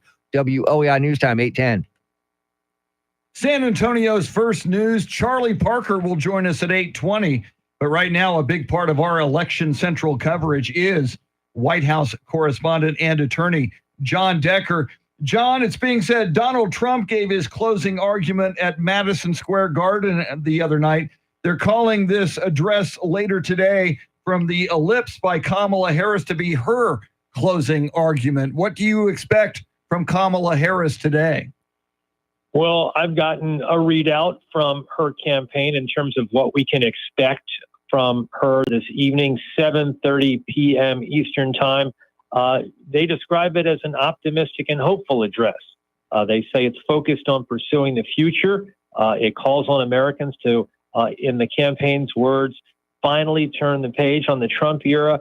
And we will hear from the vice president a pledge to always put a country and common ground above party and self to get things done for all Americans. And then what she intends to do is to take that same message that she'll deliver this evening at the ellipse and take it out on the road in these final 7 days to go until Election Day.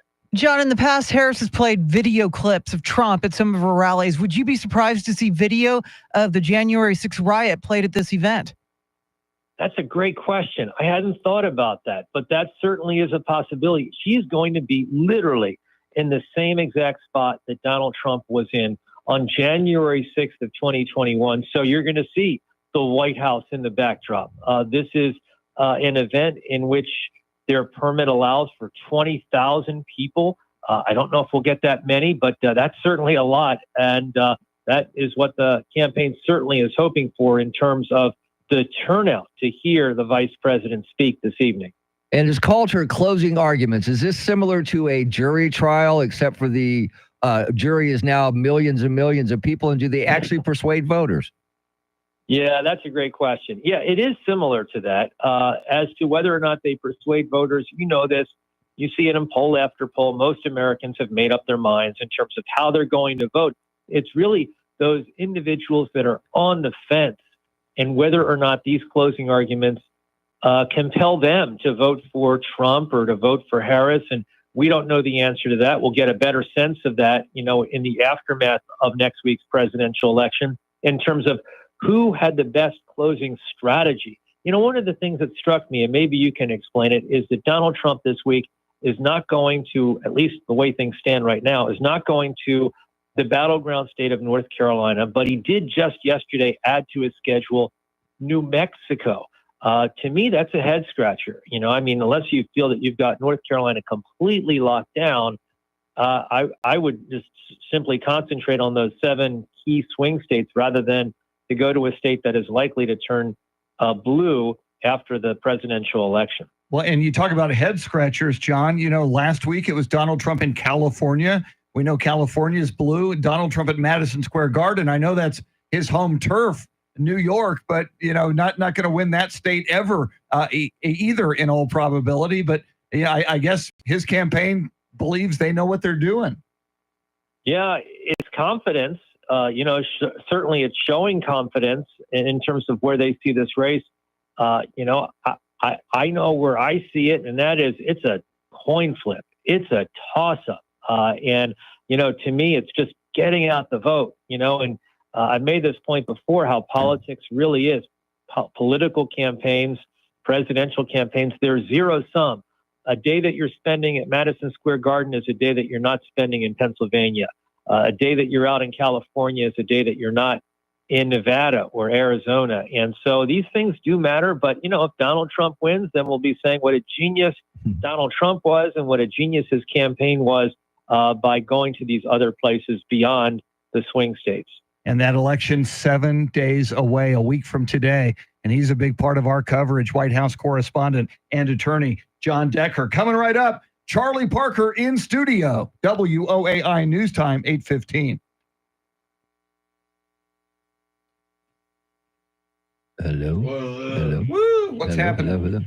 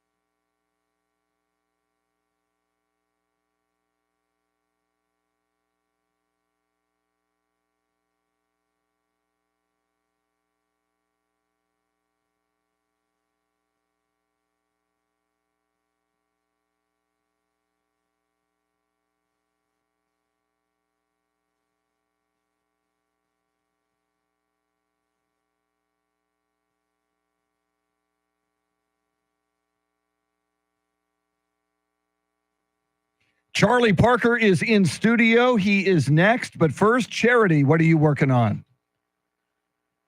Around 20,000 people are expected in the nation's capital today for what organizers are calling Vice President Harris's closing argument to voters. Former President Trump will hold campaign events today at Mar-a-Lago and in Pennsylvania, and more than 5 million Texans have already cast their ballots during early voting. We'll have more right now, traffic and weather.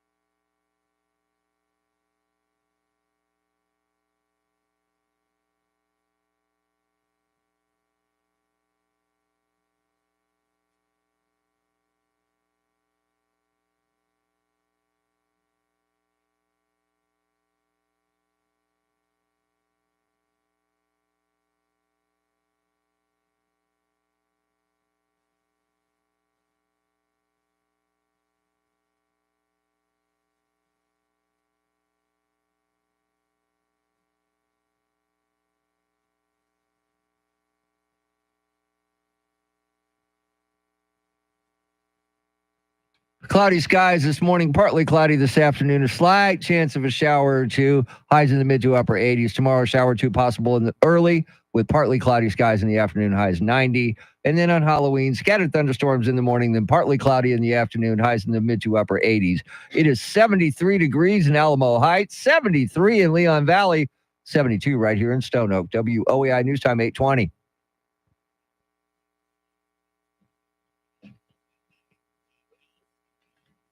San Antonio's first news, Charlie Parker in studio. And Charlie, can you believe this election is just 1 week away? I absolutely can. By the way, I did vote 1 week ago today, and I am one of 23 people in the state of Texas that voted for Chase Oliver for president.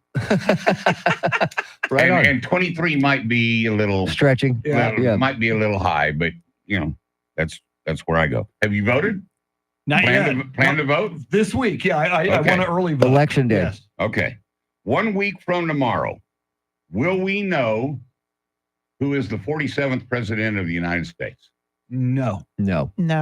Okay. Opelka said Pennsylvania won't be called until the Saturday after the election. So it'll be that.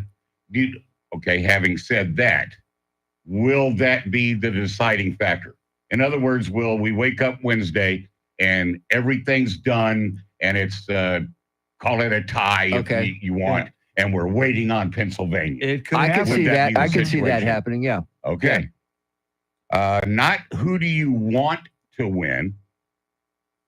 Because as I mentioned, I picked Chase Oliver and he has no chance whatsoever. But who ends up winning? Based on what you see, who you talk to, what's going on, who wins? I say, and I'll give it a preface. Hillary led Trump by 6 points in the polls before that election. Biden led Trump by 9, and it was closer than that. Since they're calling this a dead heat, I predict Trump is going to win. I predict it. Okay. Same. Okay. Charity? I honestly, I think it could go either way. I think it's that close. Yeah, that's where I am on that. I think it's that close. Texas Senate. Does Ted Cruz beat Colin Allred or vice versa? I say that Colin Allred wins, and here's how I think that. I think there's a lot of Republicans voting against Ted Cruz because he's so unlikely. Right, because it's Ted Cruz. Yes. Right. I think it's going to be closer than Beto, but I think Cruz squeaks out a victory. Well, that's what he did on Beto. He just squeezed out a victory. It'll be even closer than it'll be even closer the Beto than that. victory. Yeah. Okay. Bexar County Sheriff. Will Javier Salazar get a fourth term as sheriff? Charity, or will it be Nathan Buchanan, a former deputy sheriff? Who's backed by Governor Abbott. I would probably say Salazar gets another term. I say the same. I think Salazar is very popular in Bexar County. He's got a lot of name recognition. I think Salazar wins. Okay. Not declaring, I think it's safe. Everybody knows by now that I'm a libertarian. Yeah. I'm not a liberal. I'm a libertarian. So that's why I voted for Chase Oliver. But having said that, my general consensus when it comes to local elections, especially the ones that are of extreme importance, sheriff, mayor, those. I tend to look at it and I don't look at their political affiliation. And I just say, did they screw up in the last 4 years? And if they didn't screw up, I tend to give them another run.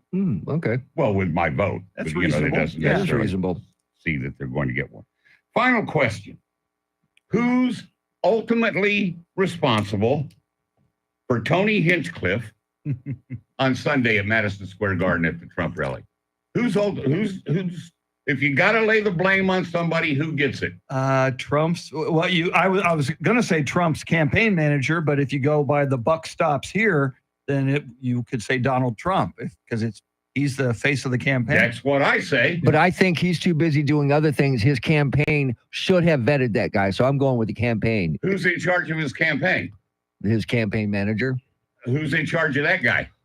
Donald Trump. There you go. You can't go any higher. You think what that guy said? You know, the garbage in the ocean, and it's called Puerto Rico, blah, blah, blah. Is that going to hurt Trump in the final week? There are 480,000 persons of Puerto Rican descent in Pennsylvania if it's a razor tight race, and a lot of Puerto Rican people are freaking out about this. It could. Yeah. And I think I might be taking liberties here that I shouldn't, but isn't Puerto Rican also under the umbrella of Hispanics? Yeah, you could. Yes. Well, he had some things to say about Hispanics too. So yeah, he had some things to say about everybody. How did I don't know, but whoever you're laying the blame on did not do their job. No, and that was his closing argument, so to speak. Donald Trump's closing argument. It's the comedian that everybody's talking about. From that Madison Square Garden event. And if you're the Trump campaign, it should have been Donald Trump. I love the one somebody said. I think I heard Michael Board report this morning that the comedian himself, or somebody speaking for the comedian, made the statement. It was taken out of context. Yeah, no, it was not. I watched it. It was not taken out of context. It was either funny or it wasn't funny to you. It was not taken out of context. But if that's his style and that's his material, is that the place for him to do it? No. Absolutely. And lastly, I thought I had seen it all until I came back from Vegas yesterday morning, and an individual won a $10,000 jackpot on a penny slot machine at the airport. Whoa. Never heard of that. Whoa. That's crazy. We won at the airport, but not $10,000. No, we won a couple $100. $10,000 jackpot. Wow. I think it was a $4.68 bet on a penny slot machine and won $10,000. I'm going to guess that he missed his plane. Yeah. And I'm going to guess He didn't care. He didn't care. No. The big question before we go, Charlie, you went to Vegas. Did you come back ahead or did you lose money in Vegas? I always take a certain amount of money. I've never gone to an ATM machine while I was in Las Vegas. And I came back with $146 more than I took with me. That's a win. You win. That's a win. You know, so covered all my expenses, all my stuff, all Eva's trinkets that she bought for people, and still brought back all of the money that I took, plus $146. Congratulations. Well played, sir. Coming up, Joe Pags, and we'll have information on a special Joe Pags town hall that is coming this Friday to WOAI. WOAI News Time, 827.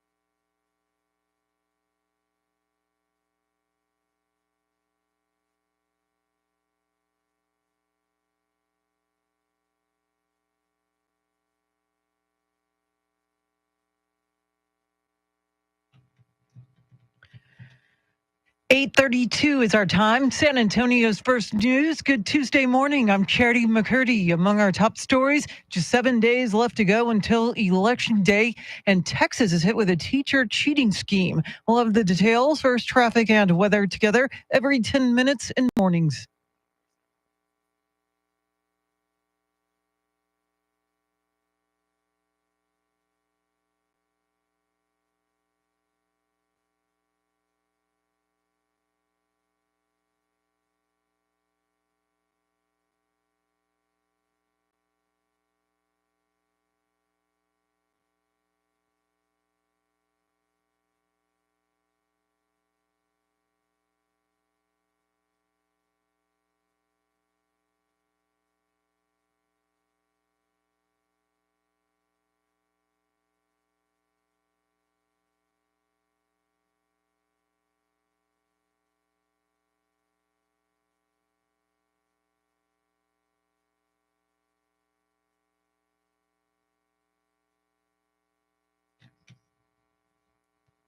Your weather forecast for this Tuesday, partly cloudy. Could see some scattered showers, a high near 85. Tonight's low near 72 with a shower possible. Right now, 73 degrees.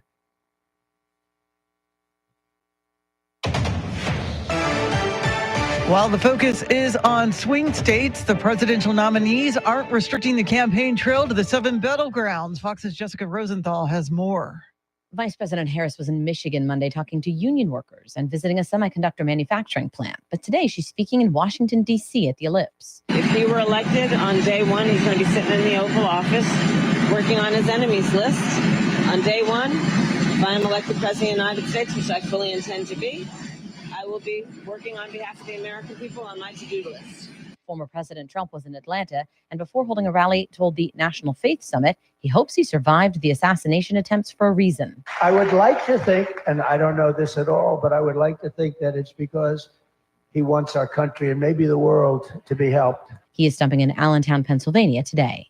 Jessica Rosenthal, Fox News. And in Texas, early voting turnout continues to be strong. More than 3 million Texans have cast their ballot either in person or by mail. Alicia Pierce with the Secretary of State's office says so far there have not been any major problems with early voting, which ends Friday. The comedian from Texas who has been attacked for his appearance at a recent Trump rally is now speaking out. Michael Board has details. Tony Hinchcliffe at Madison Square Garden. There's literally a floating island of garbage in the middle of the ocean right now. I think it's called Puerto Rico. He says it was just a joke. David Cruz with the Latino rights group LULAC is not surprised that even Republicans are now distancing themselves. I don't think they knew what he was going to say. And I think the guy just crossed the line. He won't get invited back anytime soon. Hinchcliffe, who lives in Austin, said on social media that his comments were taken out of context and he loves Puerto Rico.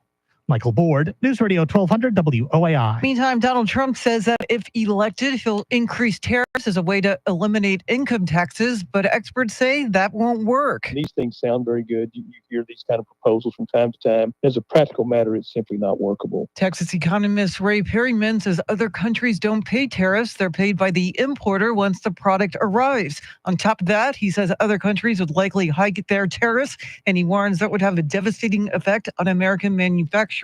He says all of this would hike prices for consumers. Amazon founder and Washington Post owner Jeff Bezos is defending the newspaper's decision to stop endorsing presidential candidates. Mark Mayfield has more. Bezos writes in an article on the Post's website that presidential endorsements do nothing to tip the scales of an election.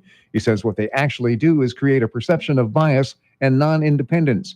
The billionaire's comments came 3 days after Post CEO and publisher Will Lewis announced that the paper would not endorse any presidential candidate in this election or any in the future. NPR reports the Post has lost more than 200,000 digital subscribers since Lewis made the announcement last Friday. I'm Mark Mayfield. A little more than a month after Helene weakened from a hurricane into a tropical storm and tore across parts of western North Carolina, state emergency management officials are reporting the death toll has risen to 99. In addition, Duke Energy reported that hundreds of customers are still without power.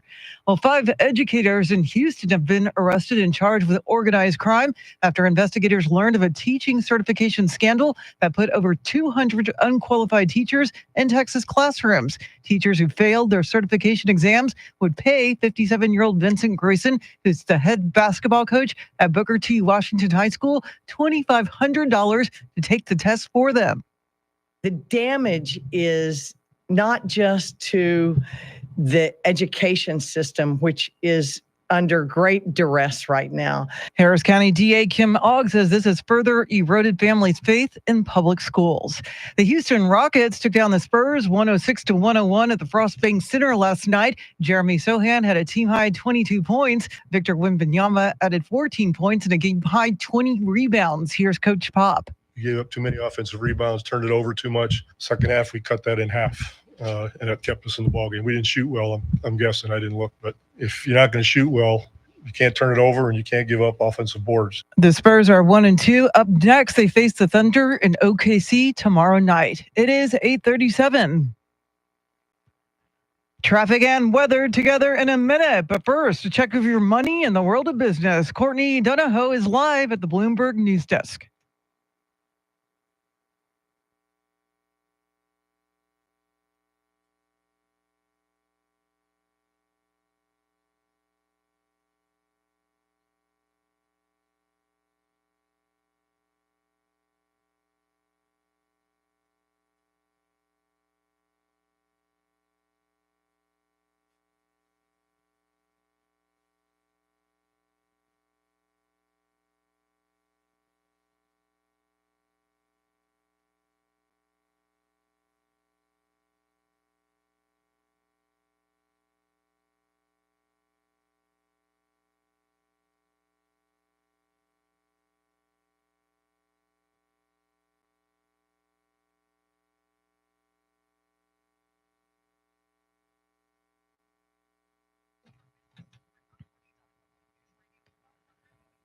All right, thanks, Courtney. Remember, your trusted source for timely and in-depth election coverage is WOAI. Count on us to deliver the latest updates on Decision 2024. I'm Charity McCurdy. Here's traffic and weather.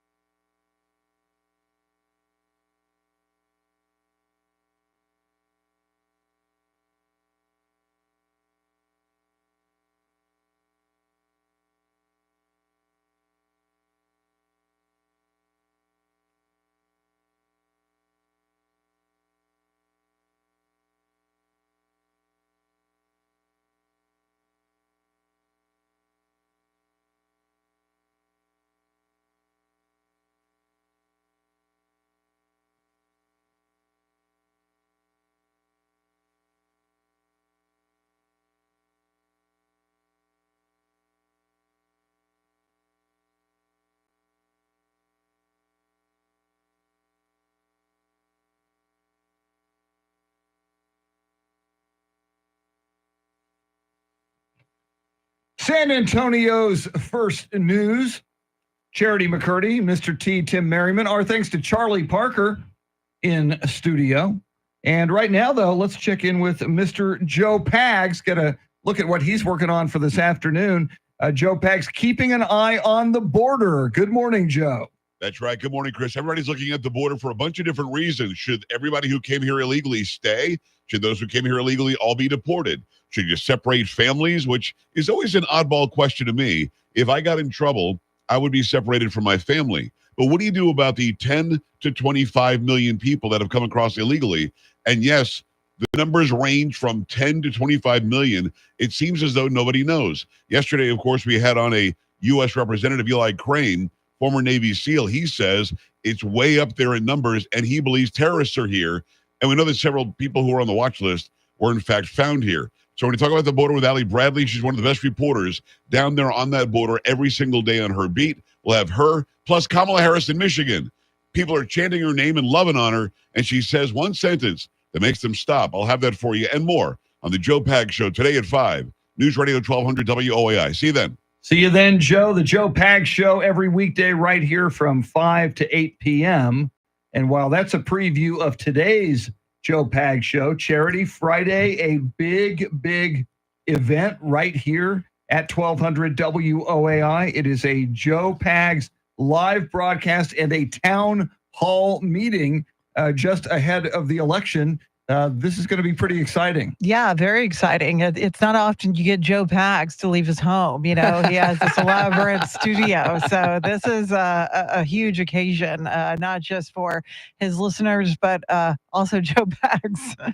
Yeah, you get to come out and meet him. And I guess you have to listen to the Joe Pag Show and find out how you can sign up to be in the live studio audience, because there will be a meet and greet with Joe Pags.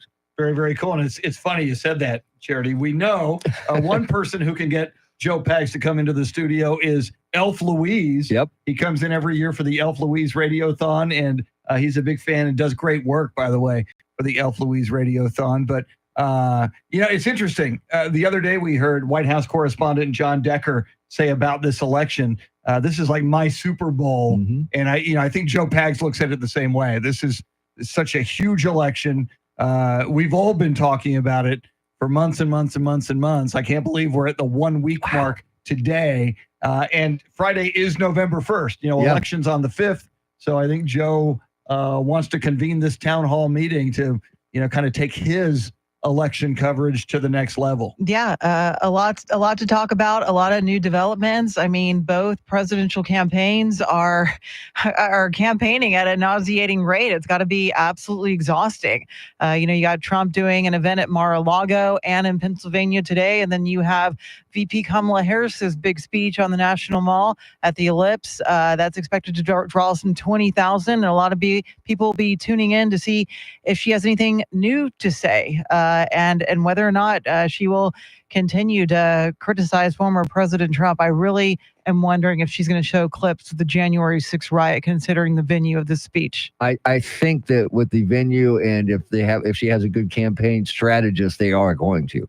Yeah. They kind of almost have to. And you brought that up to John Decker at the top of the hour, Charity, and he said, and I agree, great question. I mean, if I was producing this, and I'm not a partisan here, but I mean, she's there for a reason. Yeah. She's trying to call attention to January 6th, 2021. And part of, in all of our minds, we have images emblazoned upon our memory from that day.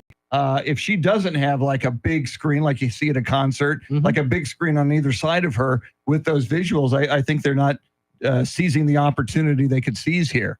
Yeah. And interesting, the speech is coming on the same day as Trump advisor Steve Bannon was released from prison. So, the timing of all this taking place is very interesting. That is very interesting. Timing is everything, though. Timing is everything. You just wonder, she's been doing so many things with stars, whether it's Bruce Springsteen or Beyonce or the Obamas. I just wonder if we're going to recognize anybody seated. I don't think anybody else, no celebrities are going to come up and speak other than she today. But I just wonder, are we going to see some of your Democrat royalty? I wonder if you're going to see the Obamas sitting there. I wonder if you're going to see the Clintons sitting there, Nancy Pelosi or others. I just wonder if that's part of the optics they want to create here. I would imagine it would just be the vice president. This is a big moment, a big speech for her campaign. They're dubbing it the closing argument speech. So I don't think you would want anyone else, like a former President Obama, on that stage. I was saying sitting in the crowd. I wasn't visualizing anybody else. But even in attendance, he's such a rock star in the Democratic Party. I think it might be a distraction to her message. Good point. More coming up. WOAI News Time, 8:46.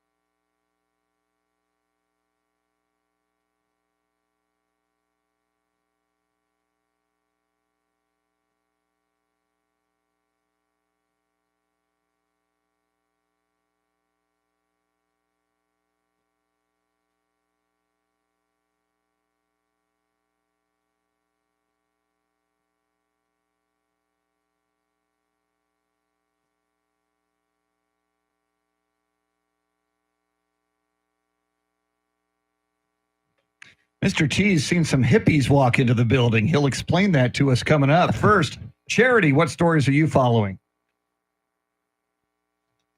Well, with a week left to go, both Trump and Harris will be holding dueling campaign events. More than 5 million Texans have already cast their ballots during early voting, and a Houston basketball coach is accused of running a Texas teacher cheating ring. We'll have more right now, traffic and weather.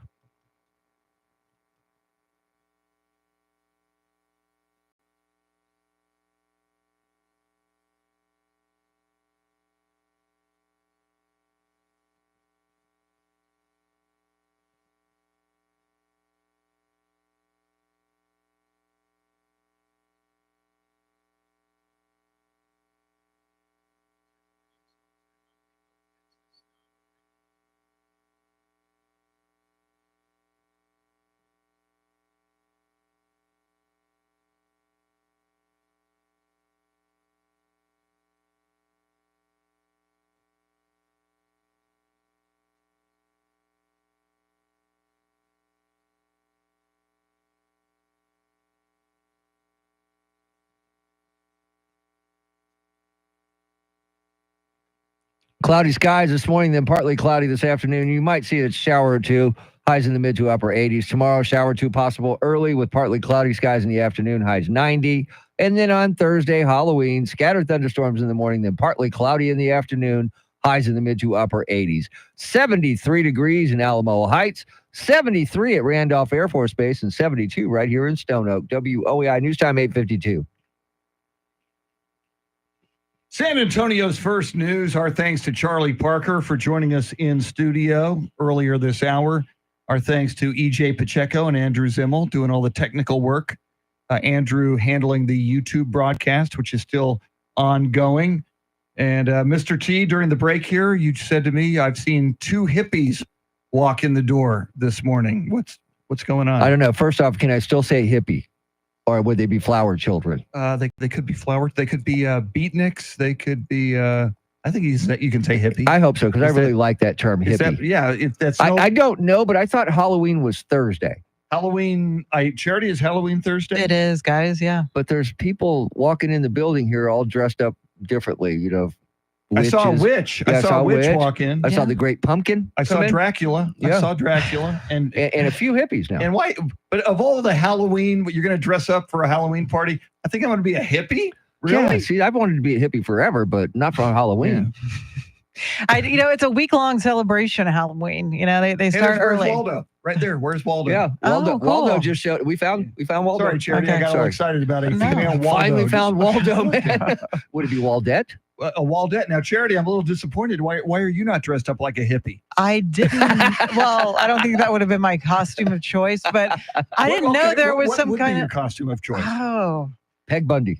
I've done that before, I know. and I Doug still have the Emhoff. accessories. And it was very good. So Thank you should you. do Doug that again. Emhoff.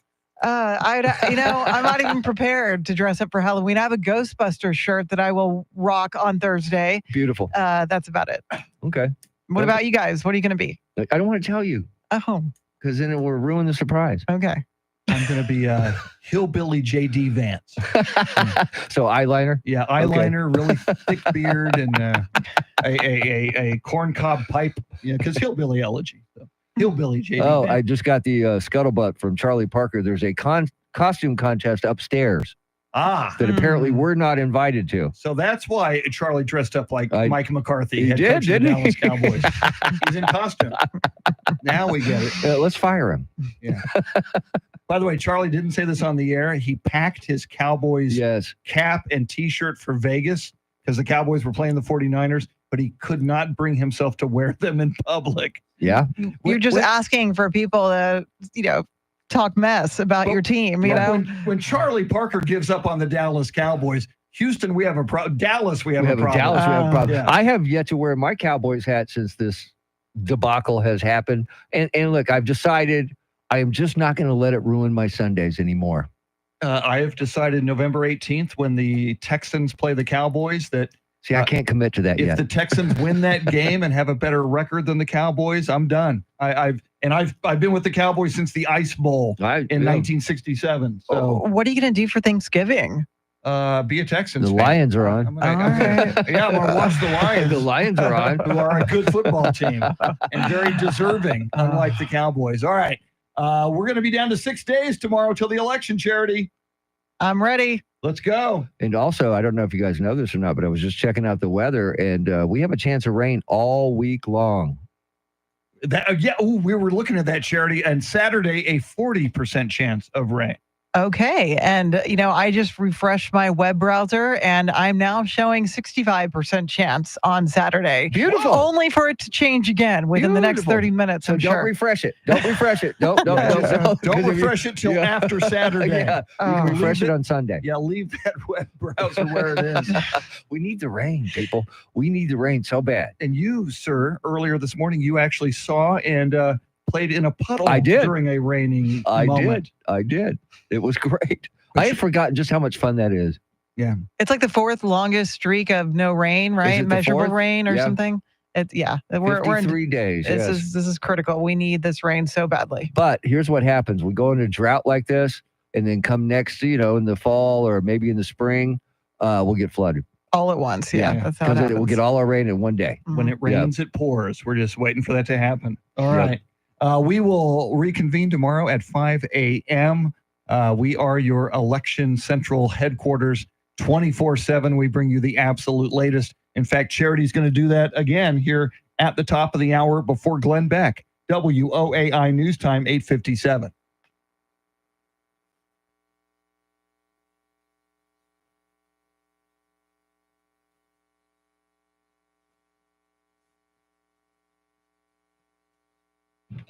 Everybody have a great day. We will see you tomorrow with only 6 days till election. Adios, muchachos. Later.